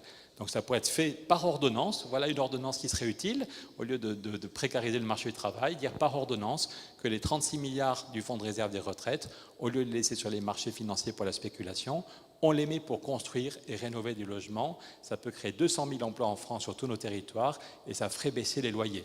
Ça ne se fera pas en 3 semaines, mais raison de plus pour, je redis, ça concerne un tiers d'entre nous, ceux qui ne sont pas propriétaires et qui ne sont pas d'un logement social. On ferait en moyenne 250 € d'économie sur nos loyers si on avait, comme aux Pays-Bas ou en Allemagne. Dernier point, 2 derniers sujets que je vais évoquer avant qu'on commence le débat. Comment créer des emplois, lutter contre le chômage et en même temps sauver le climat. Une des idées dont vous parlera sans doute de nouveau Jean Jouzel et qui nous tient à cœur, c'est l'idée d'un vrai plan Marshall pour sauver le climat. Parmi les choses bien, depuis un quart d'heure je tape sur Bruno Le Maire et sur un certain nombre de membres du nouveau gouvernement, mais parmi les choses bien dans ce que veut faire Emmanuel Macron, c'est relancer l'Europe, changer l'Europe, même avec quelques pays. Schäuble a dit avant-hier, le ministre allemand, que sans doute on n'y arriverait pas à 27 et qu'il fallait redémarrer avec un nombre de pays. Je crois que ça correspond à ce qu'on dit l'un et l'autre depuis longtemps. Mais pour le moment, quand Angela Merkel et Emmanuel Macron en parlent, il n'est jamais question de l'Europe sociale. Il n'est jamais question d'agir pour le climat, c'est surtout des trucs techno avec pas mal d'ambiguïté. Quand on nous dit qu'on voudrait créer un ministre de l'économie de la zone euro, ministre de l'économie, quels seront ses pouvoirs? Est-ce que ce sera pour serrer la ceinture encore plus? Voilà. Donc nous, on voudrait qu'on se batte pour une Europe où il y a un traité de l'Europe sociale, c'était un des premiers textes qu'on avait signé ensemble, et puis une Europe où la création monétaire est mise au service de l'emploi et du climat. On n'en parle pas beaucoup, mais j'ai mis là la photo encore des Échos pour montrer que c'est sérieux. La Banque centrale va créer 1000 milliards d'euros. Dans tous nos pays, on nous explique qu'il n'y a pas d'argent, qu'il faut se serrer la ceinture, mais M. Mario Draghi, le patron de la Banque centrale, a dit qu'il avait peur que la croissance se plante et que, on appelle ça du quantitative easing, quand on veut faire snob et chic, mais concrètement, tous les mois, Mario Draghi crée, à partir de la planche à billets, il crée 80 milliards, il en a déjà créé presque 1000, il va continuer. Voilà. Et pour le moment, cet argent, Mario Draghi le donne aux banques en espérant que les banques vont être gentilles et qu'elles vont relancer l'économie. Il est resté très jeune, moi j'ai cru au Père Noël jusqu'à l'âge de 5 ans, et Mario a 65 ans, et il continue à croire que les banques sont gentilles, et que si on leur donne tous les jours des milliards en plus, elles vont relancer l'économie. On peut y croire, mais pour le moment ça ne marche pas. Depuis qu'aux États-Unis ou en Europe on fait ce quantitative easing, vous avez vu la spéculation qui flambe. Donc nous ce qu'on dit, c'est que cet argent, c'est une bonne chose, qu'il y a un tabou qui est tombé. Il y a 4 ans, les Allemands ne voulaient pas de cette création monétaire, mais là maintenant, il y a une énorme cagnotte qui est disponible, et ce qu'on dit, c'est que les 1000 milliards, au lieu de les mettre sur les marchés financiers, il faut se battre pour qu'il y ait un plan Marshall, et que pendant 20 ans, la France, l'Italie, l'Allemagne aient de l'argent à taux zéro pour économiser l'énergie et développer les énergies renouvelables. Ça veut dire que chaque année, si on signait ce traité, et là il faut aussi qu'il y ait des députés qui portent ce projet, on calmerait la spéculation, parce qu'il y aurait beaucoup moins d'argent disponible pour la spéculation. Et par contre, on saurait à Tours, à Grenoble, à Vendôme, à Francfort, à Rome ou à Madrid, on saurait qu'il y a de l'argent qui arrive pendant 20 ans. Il y aurait chaque année 40 milliards qui arriveraient en France, 40 milliards à taux zéro pour économiser l'énergie. Ça veut dire que dans toutes nos maisons, dans nos appartements, dans nos immeubles, dans nos écoles, dans nos mairies, dans nos usines, on pourrait donner du boulot à des centaines de milliers de personnes pour économiser l'énergie et développer l'énergie renouvelable. Le week-end dernier, en Allemagne, il y a eu un record qui a été battu. 85% de l'énergie venait de l'énergie renouvelable. 85%. Tandis que nous, en France, on est en retard pour l'énergie renouvelable, alors que ça serait une façon de sauver la planète et de créer des emplois. Et ce n'est pas la même chose. Ici, c'est de la géothermie, ici, c'est du photovoltaïque, ici, c'est de la biomasse. Mais vous êtes dans une région où il y a de la forêt, vous êtes dans une région où il y a des ressources comme partout. Donc, au lieu d'acheter du pétrole ou du gaz à l'étranger, il faut d'abord économiser l'énergie et développer les énergies renouvelables. Ça peut créer 600 000 emplois en France, ça peut créer 600 000 emplois, c'est quand même pas marginal, pendant 20 ans sur tout le territoire, et on ferait, vraiment j'ai du mal avec cette et on pourrait tous économiser entre 800 € et 1 000 € chaque année sur nos dépenses. Ça dépend si vous vous chauffez à l'électricité, au gaz, voilà, si vous êtes dans un immeuble ou dans une maison individuelle, mais on voit que ça peut sauver le climat, premièrement, éviter une catastrophe climatique, montrer que l'Europe est utile, créer des emplois durables et non délocalisables sur tout le territoire, et même à titre personnel, chacun de nous verrait ses dépenses. Donc il faut se battre sur ce projet. Les lobbies bancaires vont grogner parce qu'ils veulent que l'argent aille dans leur caisse, mais je pense que... Et on peut réunir très largement ceux qui croient au ciel et ceux qui n'y croient pas. Je pense au dernier texte du pape qui explique qu'il faut protéger la planète. Et le pape, qu'on soit croyant ou pas, je vous invite à lire son texte qui est très très beau, l'encyclique sur la planète, et qui dit que l'Europe doit faire un choix. Est-ce que l'Europe est au service des banquiers ou est-ce que l'Europe est au service des peuples et du climat? C'est ce que dit le pape, c'est son rôle de pape. Mais nous, comme citoyens laïcs, on peut dire concrètement, quand il y a 1 000 milliards qui sont disponibles, est-ce qu'on les donne encore et toujours à la spéculation ou est-ce qu'on les met sur un plan Marshall? Dernière idée que je voudrais développer, c'est la question du temps de travail. J'ai le temps ou pas, Jean-Patrick? Tu me dis si je suis... Non mais je peux m'en priver pour laisser la place au débat. Pourquoi la question du temps de travail est importante et pourquoi, parmi d'autres leviers, quand Jean-Patrick dit qu'il en a marre, qu'il y ait des exonérations, toujours des baisses de charges depuis 30 ans sans aucune contrepartie, une contrepartie possible, pas la seule, des baisses de cotisation, ça pourrait être de baisser le temps de travail et de créer des emplois. Mais pourquoi est-ce que la question du temps de travail est importante et qu'on ne peut pas la laisser comme un sujet tabou ou géré uniquement par le marché? Il faut quand même se demander d'où vient, et c'est une des discussions que Benoît Hamon a voulu lancer, mais que c'est très compliqué d'avoir une discussion sereine dans notre pays là-dessus. Certains, sur la question du travail, il y a 3 discours qu'on entend. Certains, premièrement, vous disent c'est la fin du travail, c'est la fin. Il y a des robots, il y a des ordinateurs, des systèmes d'intelligence artificielle, donc il n'y a plus de travail. Premier point. Deuxième, au contraire, non, vous inquiétez pas, le travail se transforme, c'est des schumpeteriens, il y a une destruction créatrice, disent-ils pour faire chic, il suffit de former les gens pour qu'ils évoluent dans leur métier, mais vous inquiétez pas, le volume de travail reste le bon. Et puis d'autres disent, le travail se transforme du point de vue qualitatif, mais il y a quand même un problème de volume. Le besoin de travail, le volume total diminue, c'est un fait. Donc il faut quand même arriver à trancher entre ces 3 façons d'analyser, et je crois qu'on n'arrive pas en France à y... Nous, ce qu'on dit, c'est qu'on voit qu'effectivement, ça c'est aux États-Unis, celui qui relance le débat, c'est l'ancien bras droit de Bill Clinton, Robert Reich, qui montre comment l'emploi industriel, depuis 10 ans, s'est cassé la figure, c'est valable aux États-Unis comme en France, voilà, alors que la production industrielle a augmenté, vous voyez. Donc bien sûr, il y a des problèmes de délocalisation, mais on voit que dans tous nos pays, malgré les délocalisations, la production industrielle dans la région centre, ou la production industrielle faite en France, ou la production industrielle faite aux États-Unis, elle a quand même augmenté depuis elle n'arrête pas d'augmenter. Et donc il faut quand même se demander pourquoi est-ce qu'il y a ce divorce, pourquoi est-ce qu'il y a cette séparation entre la production industrielle qui continue d'augmenter et l'emploi industriel qui a baissé de 10 ou 15% sur la même période. Eh bien, l'explication de cette divergence, de ce divorce, c'est les gains de productivité. C'est les robots, c'est les ordinateurs, c'est l'intelligence qu'on a mis dans la tête des gens qui font qu'on produit plus de richesses avec beaucoup moins de travail. Et d'ailleurs, quand on nous explique que qu'en Allemagne, il y a le plein emploi, je n'ai pas le temps de faire un zoom sur la situation allemande, mais vous voyez la courbe de l'emploi dans l'industrie en Allemagne et en France. Alors c'est vrai que l'Allemagne, il y a moins de tourisme et il y a une vieille tradition industrielle. Donc l'emploi industriel en Allemagne, on est parti de plus haut. Mais sinon, vous voyez que l'emploi industriel en Allemagne et en France baisse exactement dans la même proportion.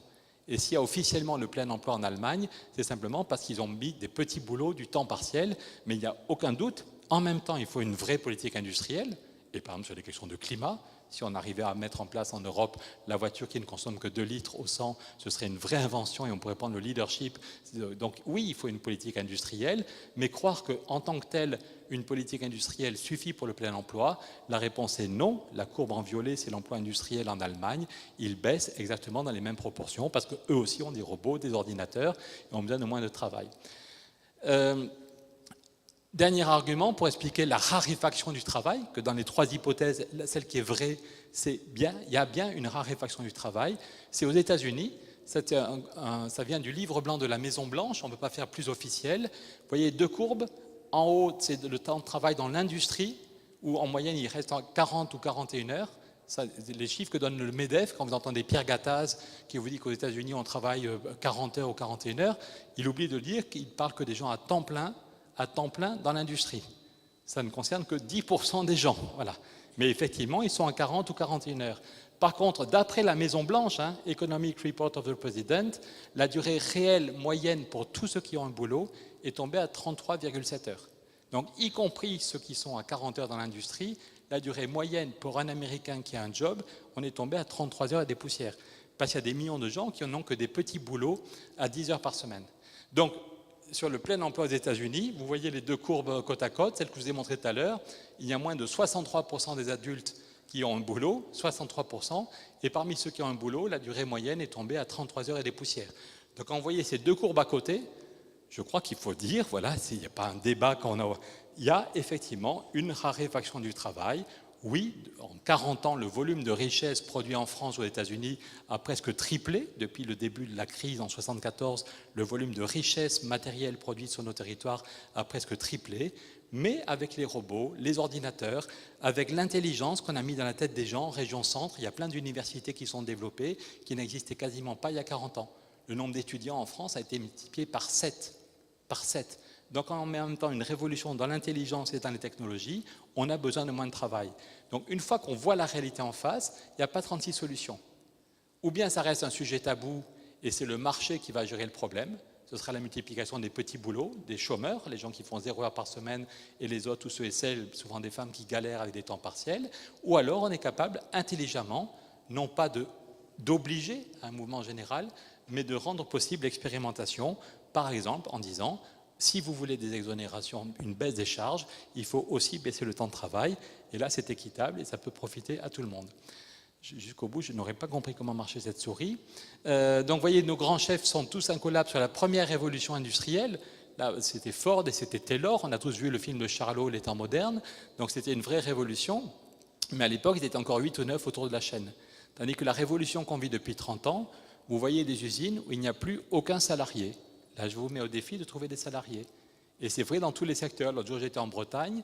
Le journaliste de Ouest France me racontait qu'au début de sa carrière, lui, le journaliste, il dictait l'article à la secrétaire tapait, puis il le relisait, il corrigeait, il fallait tout retaper à partir de zéro, puis il relisait, il fallait tout retaper à partir de zéro, et puis quand le texte était bon, il y avait un monsieur qui était payé pour traverser la ville et porter le texte à l'imprimerie, et il y avait un monsieur qui faisait le plomb, voilà, qui prenait les caractères. Tandis que maintenant, il y a 3 postes qui ont été supprimés.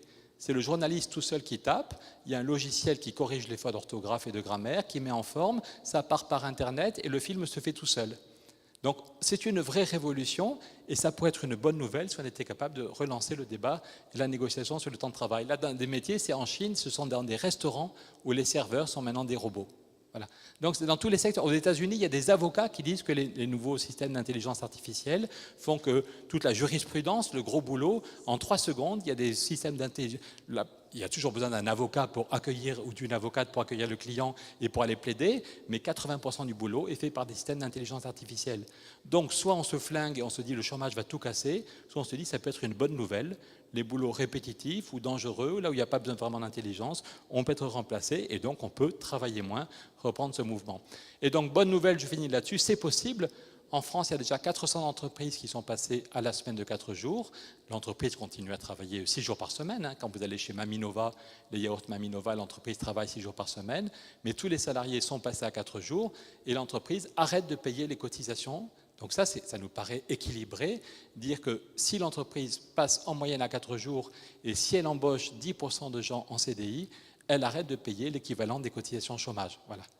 Et il se trouve justement qu'Emmanuel Macron propose de supprimer les cotisations chômage. Est-ce que c'est juste pour faire plus de dividendes ou est-ce que c'est réservé? Nous, ce qu'on dit, c'est que ça doit être réservé aux entreprises qui créent vraiment 10% d'emplois. Et si l'entreprise crée 10% d'emplois, ça permet qu'il n'y ait pas de baisse de salaire. Pour les salariés, c'est quand même assez génial. Voilà l'accord réel chez Maminova. 130 personnes qui ont été embauchées, 800 salariés. Il n'y a eu aucune baisse de salaire. Ils ont juste bloqué les salaires. L'entreprise a l'exonération. Vous voyez la deuxième ligne, là, l'exonération, la 10, 8, 8, 8, 8. Et voilà comment une entreprise est tout à fait concurrentielle, alors que les salariés sont passés à 4 jours et qu'elle a embauché 130 personnes. Je peux vous dire, si à Tours, les entreprises pouvaient mettre en place à titre volontaire, sans rien d'obligatoire, ce genre d'expérimentation, on verrait à la une des journaux qu'il y a ici, il y a 10 embauches, ici il y a 15 embauches, des embauches sans CDI. Donc il n'y a pas de baguette magique, mais il n'y a pas non plus de fatalité. En total, avec les projets que porte Jean-Patrick, si en même temps on est sur les questions de formation, si en même temps on a une vraie politique en matière agricole, sur le climat, sur la question du logement, sur la question, au total, on peut créer plus de 2 millions d'emplois en France. Ça changerait tout à fait la négociation, ça changerait le climat dans notre pays et l'ensemble des salariés pourraient retrouver une capacité de négociation bien meilleure. Je m'arrête là pour laisser la place au débat.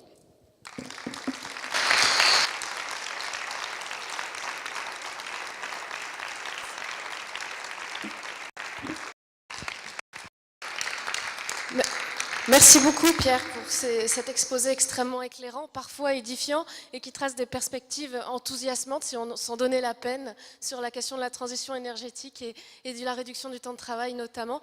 J'en profite pour présenter Florence Zulian qui est la suppléante de Jean-Patrick qui nous a rejoint parce qu'elle travaillait. Florence est professeure de chant et conseillère départementale. Je ne sais pas si avant le débat vous souhaitez dire un mot ou si on passe tout de suite aux questions. Les questions? Bon, avant de vous laisser la parole pour les questions, je veux juste dire un mot parce que Jean-Patrick n'osera pas le faire lui-même. On a besoin de vos dons pour continuer la campagne. Donc Jean-Patrick a besoin de vos dons.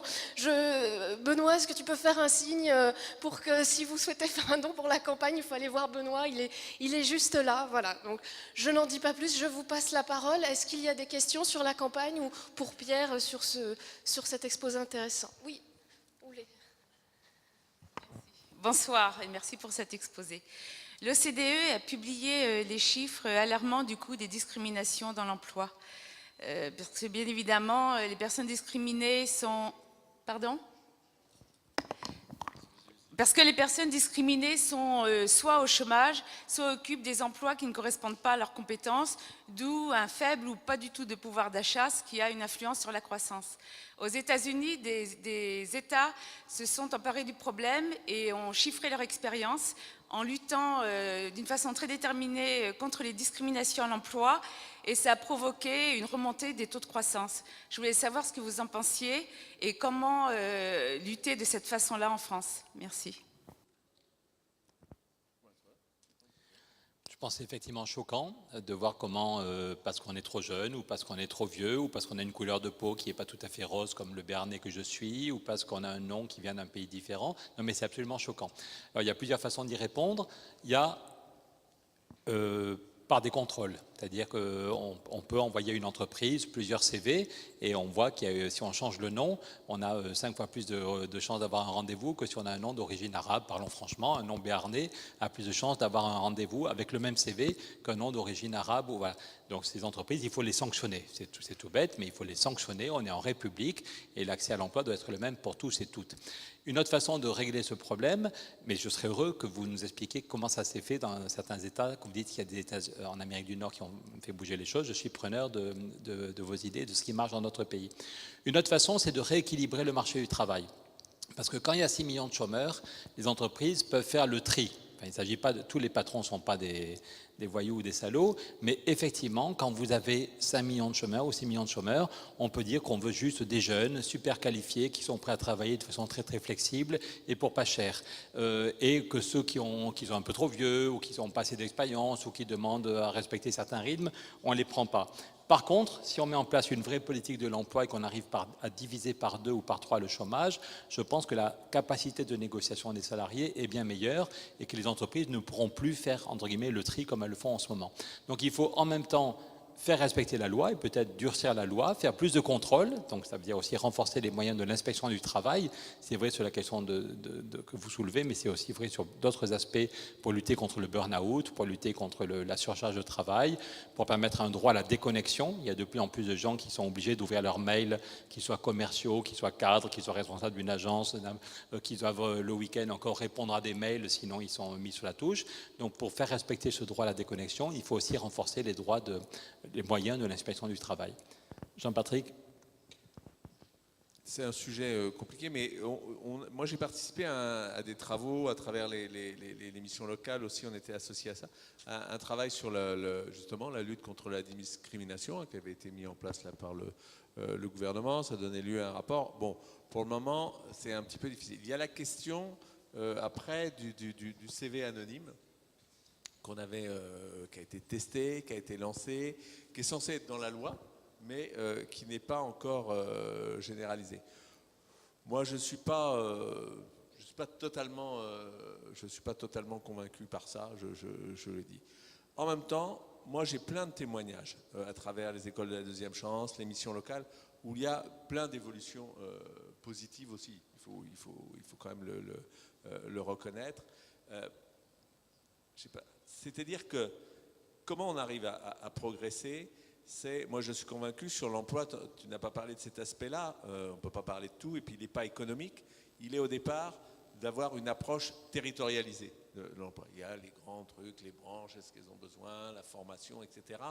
Mais moi je pense que notre pays n'a pas assez utilisé, exploité la possibilité d'être dans une approche beaucoup plus territorialisée, que Pôle emploi, c'est pareil, soit dans une approche, on est dans une logique très administrative, mais qu'on soit dans une approche plus territorialisée, c'est-à-dire une approche plus locale, mais ça veut dire aussi, et moi je l'assume, où il y a des élus qui soient là. Notre plus gros problème dans notre pays, c'est l'emploi, et finalement les élus, qui sont représentatifs, qui ont été désignés, ont très peu d'accès à ces questions-là. C'est géré de manière très, encore une fois, très, très administrative. Et pourquoi je dis ça? Parce que quand on arrive à changer ce rapport, à mettre en relation, c'est ça le problème qu'on a, notamment sur les jeunes, c'est arriver à faire des mises en relation directes. Et bien là, on arrive à changer très, très, très, très facilement les représentations. Parce que là-dedans, il faut lutter contre les représentations. Et moi, j'ai une multiplicité d'exemples où les gens, on a un problème dans ce pays, un jeune, c'est vécu comme un problème. Dans les autres pays, embaucher un jeune, c'est une chance. C'est une chance parce que c'est quelqu'un qui est plus formé, c'est quelqu'un qui est plus ouvert, notamment en ce moment aux pratiques des numériques, même si les jeunes, ils oublient dans leur entretien d'embauche de parler de ça. Eh bien, moi, je crois beaucoup à cela. Évidemment, Pierre l'a dit, la discrimination, ça doit être sanctionné, ça doit être surveillé, ça doit être sanctionné, c'est pas toujours facile à faire, mais c'est fait, et donc il faut accompagner les entreprises là-dessus plus fortement, être plus sanctionné quand il y a un délit, et puis sur le reste, être plus incitatif, mais dans le fait de rassurer les entreprises. Vous avez un dispositif, je vais être plus polémique, qui est repris, qui est censé être dans le programme d'Emmanuel Macron, qui est les emplois francs. Vous êtes dans des zones prioritaires, dans les quartiers difficiles, on l'a déjà testé. Eh bien, ils veulent y revenir. On dit, si vous prenez un jeune de ces quartiers-là, vous aurez des grosses primes, etc. Moi, je peux vous dire, j'ai travaillé là-dessus parce que je pensais que c'était une bonne mesure. Mais les chefs d'entreprise, on a fait des tables rondes, ils nous ont dit, bon écoutez, monsieur le député, s'il y a des subventions, on va les prendre. Mais ce n'est pas le sujet. Le sujet, nous, c'est qu'on préférerait être un peu sécurisé. C'est-à-dire, bon, si on prend un jeune et que ça se passe mal, voilà, comment on gère ce truc-là. Donc voilà, là aussi, c'est quand même dans une forme de dialogue, de concertation, et ça peut être fait qu'au niveau du territoire. On passe notre temps à signer des grandes conventions, comment on va se rapprocher, etc. Mais je pense que c'est au niveau du territoire qu'on peut avancer sur ces sujets-là. Et là, je n'ai pas tout à fait l'impression qu'on soit parti vers ça, parce que, encore une fois, je l'ai dit tout à l'heure, mais on a l'impression que l'approche des territoires, elle ne fait pas partie de la représentation.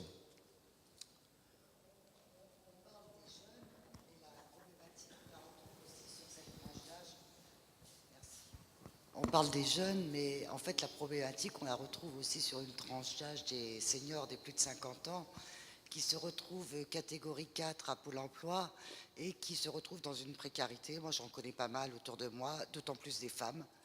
Et le problème, il est le suivant, c'est qu'on assiste à je disais ça la dernière fois, des gens qu'on laisse de côté comme ça, qui ont de l'expérience, qui ont de la richesse. On prône dans les entreprises la tutelle des seniors auprès de jeunes qu'on embauche. Moi, j'ai pas l'impression que ça fonctionne réellement. Voilà. Qu'en est-il? Il n'y a peut-être pas de solution, mais en tous les cas, il y a des actions de transition qui pourraient se faire. Pardon, je crois qu'il y a des solutions, c'est de prendre le taureau par les cornes et parce que tous les dispositifs ciblés depuis 30 ans déplacent le problème. Si on donne une prime pour les jeunes de quartier, c'est les jeunes des quartiers moins défavorisés qui ne seront pas embauchés. Si on donne une prime en disant gardez vos plus de 50 ans, c'est les gens qui ont 48 ans qui vont avoir du mal à trouver du boulot s'il reste toujours 6 millions de chômeurs. Donc est-ce qu'on est capable d'avoir une approche globale? J'ai déjà été trop long, mais je n'ai pas eu le temps de développer toutes les idées que Jean-Patrick met dans sa campagne ou qu'on a en commun. Et donc si on a une approche globale, il n'y a pas de solution magique, mais si en même temps on évitait le licenciement, le système canadien, si en même temps on relance l'activité par un plan Marshall pour le climat, si en même temps on est capable de relancer des négociations sur le temps de travail. En France, le sujet du temps de travail est devenu tabou. En Belgique, c'est le ministre de l'économie à Bruxelles qui m'a demandé un rapport pour relancer l'expérimentation sur les 4 jours. Il dit, je ne veux pas imposer un mouvement, mais on ne peut pas accepter que ce soit le marché qui nous impose sa précarité. C'est un homme du centre droit, de la droite qui a dit, il y a un fait, il y a des gains de productivité, il y a besoin de moins de travail, il faut qu'on arrive à relancer la négociation. Donc il n'y a pas de débat sur les questions agricoles. L'autre jour j'étais chez un copain paysan, autrefois il y avait 3 personnes qui vivaient sur la ferme, maintenant ils sont 4. Ils ont mis moins d'argent sur les engrais, moins d'argent sur les pesticides, mais du coup, ils ont créé, avec cet argent économisé sur les engrais et les pesticides, ils font de la masse salariale, ils embauchent une personne. Donc là où il y avait 3 personnes, il y en avait 4. Donc ça veut dire que, y compris l'agriculture, à 20 km d'ici, peut créer des emplois. La question de l'accès à la culture, je crois que tu es prof de chance, si on a du temps libre aussi, quel accès à la culture, quel accès à la formation. Donc si on a une vision globale, si on a compris que le chômage fout tout en l'air, qu'il est dramatique pour des jeunes, mais qu'il est aussi dramatique pour des gens qui ont 40 ans et qu'il est dramatique pour des gens de 55 à qui on dit qu'ils sont trop vieux, que ça fout tout en l'air, il faut prendre le taureau par les cornes et par exemple quand Emmanuel Macron dit qu'il faut décoincer la négociation et mettre la négociation au niveau de l'entreprise, moi ça me paraît très dangereux si on n'a pas en même temps rééquilibré le marché du travail, parce qu'on va dire à côté ils ont accepté de passer à 50 heures par semaine, donc tu as intérêt à, voilà. Par contre si on a d'abord rééquilibré le marché du travail, ça ne me paraît pas choquant qu'on donne plus de pouvoir à la négociation de branche ou d'entreprise, mais dans un second temps, parce que les salariés auront, si on a divisé par 2 le chômage, les salariés auront trouvé une capacité de négociation. En tout cas, pour la question que vous posez des plus de 50 ans, j'en fais partie depuis quelques mois, je vois bien autour de moi des gens tout à fait compétents, punchy, qui commencent à avoir l'angoisse parce qu'on leur dit qu'ils sont seniors, qu'ils sont trop vieux, c'est ahurissant. Autrefois, on était seniors à 60 ans, puis à 55, puis à 50 ans, alors que, y compris à 60 ans, il y a des gens qui sont en pleine forme et qui ne demandent qu'à s'investir. Il faut qu'on arrive à rééquilibrer, il faut qu'on arrive à reparler ce que dit Jean-Patrick, on a fait depuis 30 ans des baisses de charges, des baisses de cotisations sans aucune contrepartie qui ont un effet marginal sur l'emploi. Le CICE, ça peut-être créer 100 000 emplois, mais pour 30 milliards, c'est quand même monstrueux. Est-ce qu'on est capable de se dire, on ne va rien imposer, mais en échange d'exonération, on peut avoir aussi une baisse du temps de travail qui sera créatrice d'emplois. Et si vous mettez tout ça, je répète, en même temps une vraie politique pour les PME, en même temps une vraie politique industrielle, en même temps au niveau européen, on lance un plan Marshall, vous créez, je pense vraiment qu'en quelques années, on peut créer 2,5 millions ou 3 millions d'emplois en France. Donc il y aura encore des chômeurs, mais le but c'est aussi 0 chômage d'exclusion. Je ne crois pas qu'on puisse donner 0 chômeur comme objectif, mais 0 chômeur de longue durée, 0 chômage d'exclusion. Il y a peut-être des gens ici qui sont à TD Carmonde ou dans d'autres associations, et ça je crois que c'est un objectif, et vous avez fait la preuve dans les missions locales que l'accompagnement, ça peut avoir du sens si derrière il y a du boulot. Mais l'accompagnement, s'il n'y a pas de boulot, on tourne en rond. Une autre question ?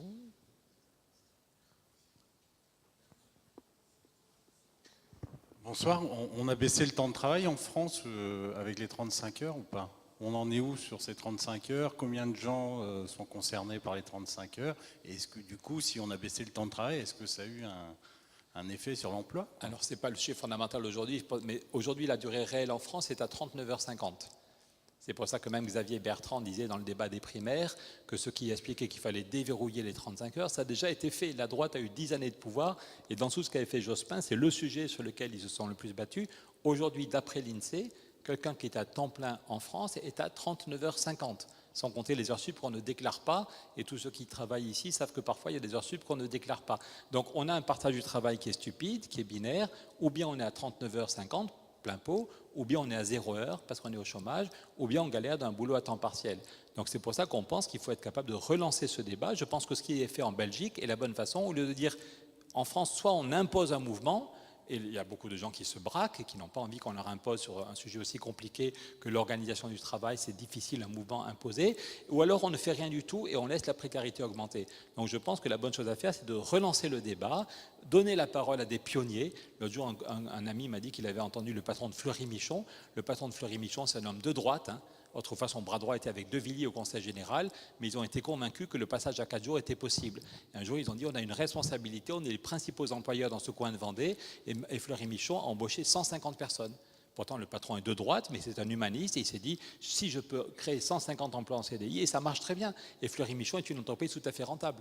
Et comment, justement, l'entreprise fait pour rester compétitive avec 150 je sais pas, salariés? Peut-être que vous n'étiez pas là. J'ai vu. L'entreprise arrête de payer. L'idée, c'est que l'entreprise, ce serait plus compliqué de lancer ces négociations aux États-Unis ou ailleurs, mais en France ou en Belgique, on met des sommes quand même importantes pour aider les chômeurs à vivre.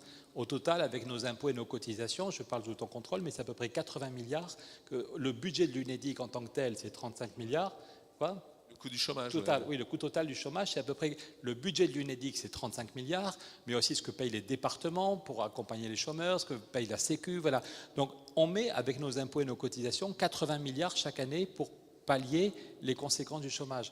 Est-ce qu'on ne pourrait pas, c'est la CFDT qui avait eu l'idée au début des années 90, dire qu'on pouvait activer ces dépenses et dire au lieu de mettre de l'argent pour pallier les conséquences du chômage, on pourrait mettre de l'argent pour éviter et créer des emplois. Et donc l'idée est simple, c'est de dire, moi j'en ai marre des combats idéologiques qui stérilisent notre pays. Il y a d'un côté ceux qui disent qu'il faut réduire les cotisations, de l'autre ceux qui disent qu'il faut réduire le temps de travail, et puis ceux qui disent que la panacée, c'est le seul sujet, c'est la formation. Et moi je pense qu'il faut faire les trois en même temps. Baisser les cotisations, en même temps qu'on baisse le temps de travail, et du coup il y a un vrai effet sur l'emploi, et en même temps améliorer l'accès à la formation. Je me souviens d'un débat à Orléans, il y a en 90, ça ne nous rajeunit pas, je faisais le tour de France avec Gilles de Robien, il y avait 300 ou 400 personnes, et à la fin du débat, le journaliste disait « Bon, c'est fini, on vous remercie, monsieur de Robien, monsieur Larouturou ». Et il y a un homme qui a pris la parole, il avait envie de parler, mais il avait la trouille, il expliquait qu'il était ouvrier, que ça fait 18 ans qu'il était dans la même entreprise et qu'il n'avait jamais eu 1 heure de formation. Il dit, on est dans une PME, et dans une PME, c'est très compliqué d'organiser la formation. Soit l'entreprise a trop de boulot, et ce n'est pas la priorité de l'information, soit l'entreprise ne va pas bien, on a la trouille, on cherche du... Voilà. Et donc il disait, et le patron est toujours d'accord, mais dit, oui, attends, tu m'en reparleras dans 6 mois. Il disait, ça fait plus de 15 ans que je n'ai pas mis le nez dans un livre, et ce n'est pas le soir quand je suis fatigué, ou le week-end quand il y a les enfants que je peux me former. Et donc il disait, on en a parlé avec ma femme, même s'il fallait perdre 3% ou 4% de salaire pour passer à la semaine de 4 jours, ce qui n'est pas le cas, hein, ça peut se faire juste en bloquant, mais il disait, moi j'ai envie de passer à 4 jours pour pouvoir me former, pour avoir du temps pour me former pendant le... Voilà. Donc c'est au lieu, je répète, au lieu d'opposer, il y a ceux qui disent la seule solution c'est de baisser le coût du travail, d'autres disent la seule solution c'est de baisser le temps de travail, d'autres disent, Macron nous dit qu'il va mettre 15 milliards pour la formation, mais former c'est très bien, mais s'il n'y a pas d'emploi à la sortie de la formation, ça ne sert à rien. Donc je pense que le succès c'est de faire les trois en même temps. On baisse le coût du travail, on baisse le temps de travail et on améliore la formation, formation sur le temps de travail et formation sur le temps libre. En tout cas, vous savez, ce que disent les Anglais, c'est que la preuve du pudding, c'est que ça se mange. Eh bien, la preuve des 4 jours, c'est qu'il y a 400 PME dans le secteur privé, des grosses comme Maminova ou Fleury-Michon, mais aussi des PME dans mon coin du Béarn.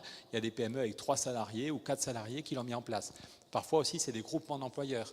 Il y a 2 PME qui se mettent ensemble pour avoir une personne, au lieu de donner 2 jours, un contrat de 2 jours ici et un contrat de 2 jours là, on se met ensemble, on fait un groupement d'employeurs et ça évite aussi la précarité. Il n'y a pas de solution, il n'y a pas de baguette magique, mais si on comprend que c'est un sujet important, on peut mettre les territoires, c'est au niveau des territoires, dans mon coin des Pyrénées, on a fait un groupement d'employeurs avec 3 entreprises qui avaient des saisonnalités différentes.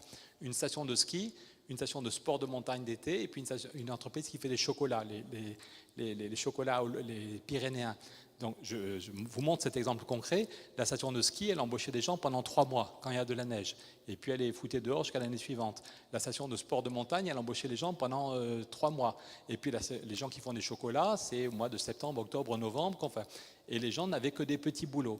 Tandis que là, ils se sont dit, on va faire un groupement d'employeurs et on embauchera des gens avec un vrai contrat, qui feront 3 mois à la station de ski, puis qui auront des vacances, puis qui iront faire 3 mois à la station de sport d'été, puis qui iront faire des chocolats, et puis qui auront des vacances.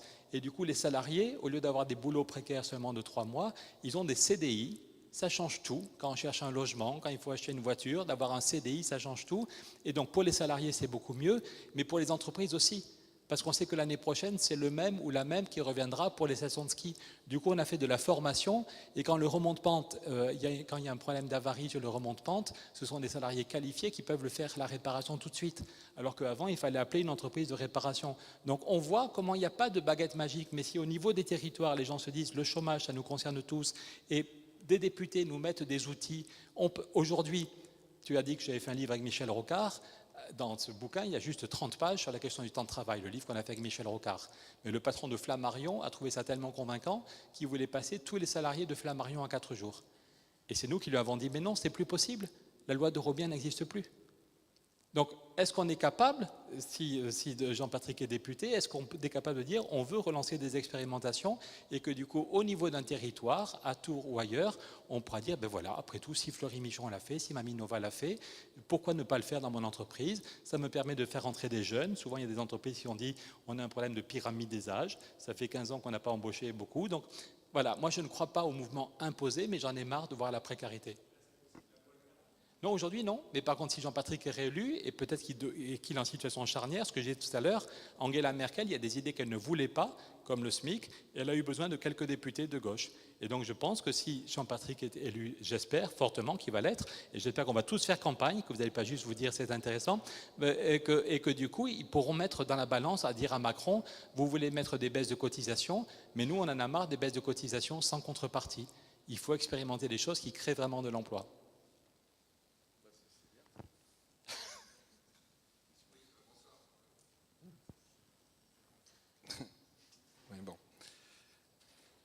Oui, bon, merci pour votre présentation qui est un peu déprimante quand même, hein, sur les bords, parce qu'on voit bien les solutions, mais faut-il qu'elles soient mises en œuvre?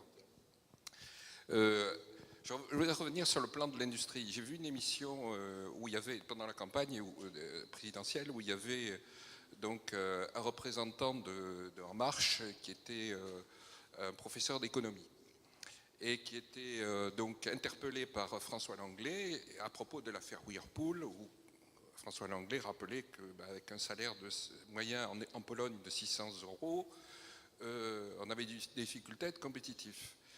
Et donc, interpellant le représentant d'En Marche, lui demandant s'il avait une solution, comment il voyait les choses. Et le représentant d'En Marche a dit, ben non, il n'y a pas de solution, on va former les gens. Alors donc, premier point, donc on voit bien que pour ce qui est de la politique industrielle de En Marche, il y a un gros point d'interrogation. La deuxième chose, sur le plan de la formation, bon, on l'a évoqué, certes c'est important, mais ça me rappelait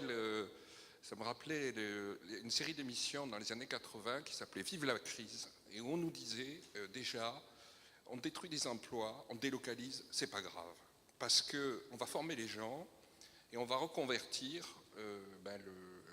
le fraiseur, on va reconvertir en informaticien et tout va bien aller. On a vu que ce n'était pas tout à fait vrai.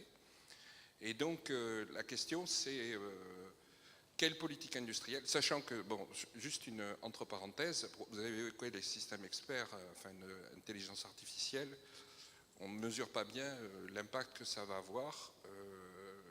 Autre profession qui m'a surpris, alors je sais un organisme officiel, je sais international, qui a fait l'étude et qui montrait que c'était les radiologues qui allaient être les plus touchés parce que il y avait beaucoup de finesse dans le diagnostic, dans l'analyse, et que un des premiers secteurs touchés, bon alors effectivement, on imagine pour le reste des spécialités. Donc quelle solution, on voit bien les solutions, diminution de temps de travail, mais il faut quand même que ça impose qu'au niveau du capital, ils acceptent d'avoir des rendements financiers un peu moindres. Quelle solution pour relancer l'industrie et quelle solution pour éviter une délocalisation, une délocalisation compétitive qu'on a vue au niveau de l'Europe? Bon, il y a plusieurs choses. Moi, je dis que sur la politique industrielle, il y a quelque chose, il y a une forme de consensus de dire il faut trouver un système pour réserver, au moins dans les marchés publics déjà, une partie pour nos TPE, nos PME, etc. C'est pas du protectionnisme, mais c'est quand même un petit peu prendre soin de soi. Deuxième sujet, c'est vrai que moi je suis assez sceptique sur les grandes politiques de reconversion. On dit aux gens, vous allez sortir, on va vous reformer. Bon. Donc moi je défends plutôt une politique de formation professionnelle, et c'est pour ça que j'ai soutenu à plein l'histoire du compte personnel de formation, plutôt que les gens continuent à longueur de temps, à longueur de leur carrière professionnelle, à se former. Ce qui n'empêche pas qu'on a un dispositif, si vous voulez vous convertir complètement, vous avez le congé individuel de formation, il y a 40 000 personnes par an qui bénéficient d'un maintien d'une grande partie de leur rémunération et qui peuvent partir en formation longtemps. Mais on a créé à côté donc un compte personnel de formation qui est crédité et qui vous permet de vous former ou d'avoir un effet levier. En fait, ça fonctionne, les gens ont bien compris, ça fonctionne comme un PEL, si vous voulez. Vous économisez, vous mettez de côté tous les mois, et puis, eh bien, vous avez un levier pour, soit ça vous donne une petite cagnotte pour vous former, soit ça vous permet de demander, de négocier avec votre employeur. Et là aussi, ça veut dire que la formation est devenue un objet de négociation au sein de l'entreprise, trouver l'équilibre, comment le salarié, puisqu'il a des droits individuels, il peut se former de son côté, mais il peut aussi aller voir l'employeur, dire moi je veux bien mettre ça sur la table, mais qu'est-ce que vous mettez, vous avez intérêt aussi à ce que je me forme. Donc ça, c'est une révolution lente qui est en train de se mettre en place. Quelle est la politique industrielle que ça suppose ou que ça veut?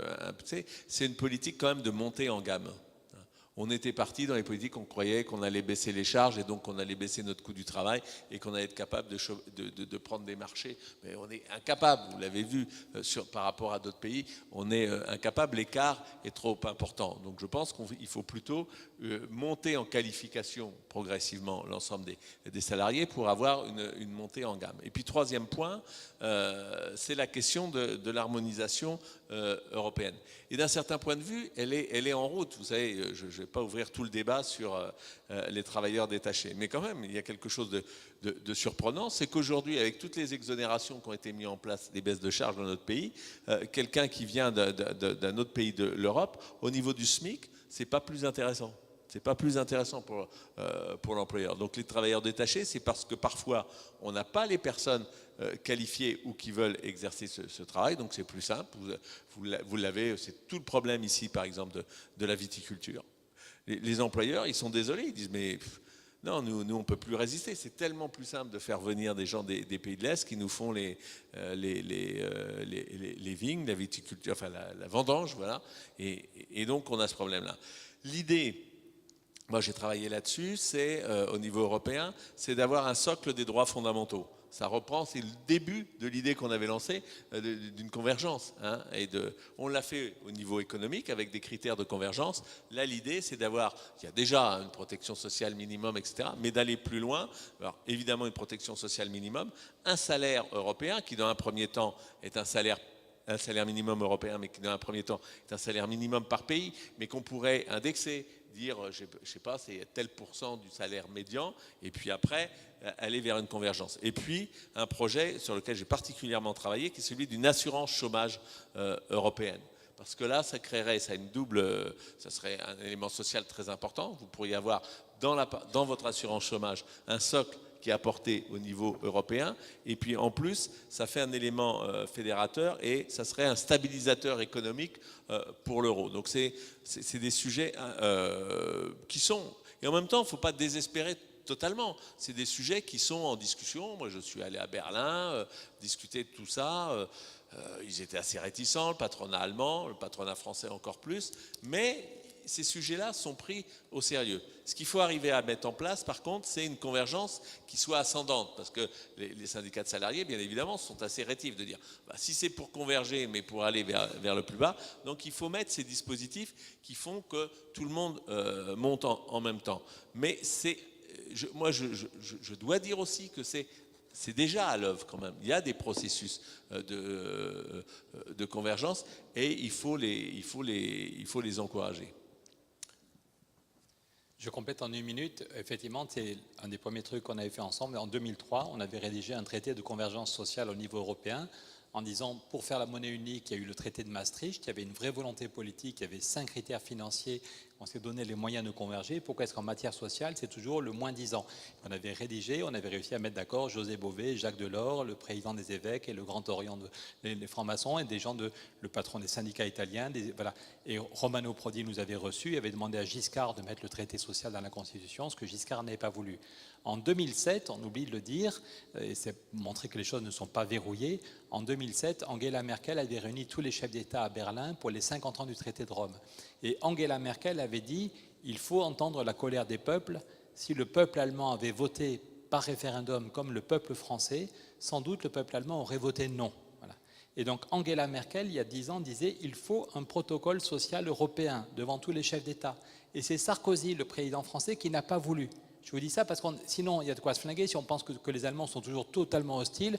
Il y a 10 ans, Angela Merkel avait dit il faut entendre la colère des peuples, il faut un protocole social européen. Et c'est Sarkozy qui avait voulu un mini-traité et aller très vite comme d'habitude. Donc là, aujourd'hui, de nouveau, la question des traités, puisqu'Angela Merkel, il y a quelques jours, quand Emmanuel Macron est allé à Berlin, a dit il faut des nouveaux traités, peut-être avec un nombre limité de pays, mais il ne faut pas seulement un ministre de l'économie, il faut un traité de l'Europe sociale qui oblige, et pas juste des bonnes volontés, qui oblige à une convergence sociale vers en haut, sinon on va tous crever. Sur la question après ça de l'industrie, je crois qu'il faut, les gens honnêtes disent que ce n'est pas en déshabillant le public qu'on va renforcer le privé, et que la plupart des grandes politiques industrielles, elles font des succès dans le secteur privé, mais il y a eu d'abord beaucoup d'investissements publics, aux États-Unis comme en Europe. Quand Kennedy dit « dans 10 ans, nous serons sur la Lune », eh bien, finalement, il y met des milliards et ça irrigue toute l'industrie et la recherche américaine et ils y arrivent, 7 ans plus tard, ils sont sur la Lune. On oublie que Internet est une invention française, européenne, pardon, c'est le CERN quand on a décidé de comprendre la matière, le boson de Higgs, des particules dont on se fout dans notre vie quotidienne, mais le fait que des centaines de chercheurs se mettent à réfléchir pour comprendre, ils mangent de la Max Crédit, est-ce qu'Einstein avait raison pour la découverte à quelques mois du boson de Higgs, mais accessoirement comme sous-produit de cette recherche européenne, il y a l'invention d'Internet, il y a l'invention des écrans tactiles. Tous, on a pris l'habitude maintenant d'appuyer sur un écran et ça a un effet. Ce sont des inventions européennes parce qu'il y avait de la recherche publique. Et ça débouche sur des inventions qui, après ça, irriguent le secteur privé. Sur la question du climat, si on veut prendre au sérieux la question du climat, de même, l'Europe est très fière de Ariane et de Airbus, qui sont deux grands moyens de transport, de grandes réussites européennes. Mais si on veut avoir des transports qui ne consomment pas trop d'énergie, si on a tous besoin de mobilité, donc il faut en même temps des transports publics plus efficaces, mais aussi des transports individuels. On a quand même tous besoin d'une mobilité personnelle. Donc est-ce qu'on est capable, dans quelques années, d'avoir des voitures qui ne consomment que 2 litres au 100, ce qui suppose un effort de recherche et qui peut guider une politique industrielle. Donc au lieu de croire, comme certains néolibéraux, y compris qui sont à Bercy depuis hier ou avant-hier, et c'est très inquiétant, on pense que c'est uniquement en cassant le public qu'on va renforcer le privé. Tous les gens honnêtes qui travaillent sur les questions industrielles montrent qu'il faut qu'il y ait une interface entre les deux et que souvent, le secteur privé se développe parce que pendant des années, d'abord, on investit dans le secteur public. Et encore une fois, si on avait des députés comme Jean-Patrick en situation... Non mais pardon, je pense qu'ici, beaucoup se disent à quoi ça sert, c'est foutu. Et je crois qu'il nous reste 3 semaines, pendant si je suis ici, alors que j'ai une femme et des enfants, j'aurais été très content d'être à Paris avec ma petite famille, c'est que je pense que vous avez un député vraiment excellent, très bon, et que c'est important que de ne pas laisser la majorité absolue, je répète. Voilà, les gens qui vont être avec En Marche, ils ont signé qu'ils mettront toujours en œuvre les décisions de En Marche. Les insoumis, ils seront toujours hostiles. Et donc, il n'y en a pas beaucoup qui peuvent avoir un effet charnière et essayer de mettre en place les idées dont on parle depuis 2 heures. Merci Pierre. On va peut-être arrêter cette réunion, continuer à discuter pour ceux qui le veulent et échanger avec Pierre. En tout cas, merci à tous d'être venus. N'oubliez pas de vous inscrire pour l'atelier citoyen. Et puis, on continue cette campagne de discussion avec des idées de fond. Merci.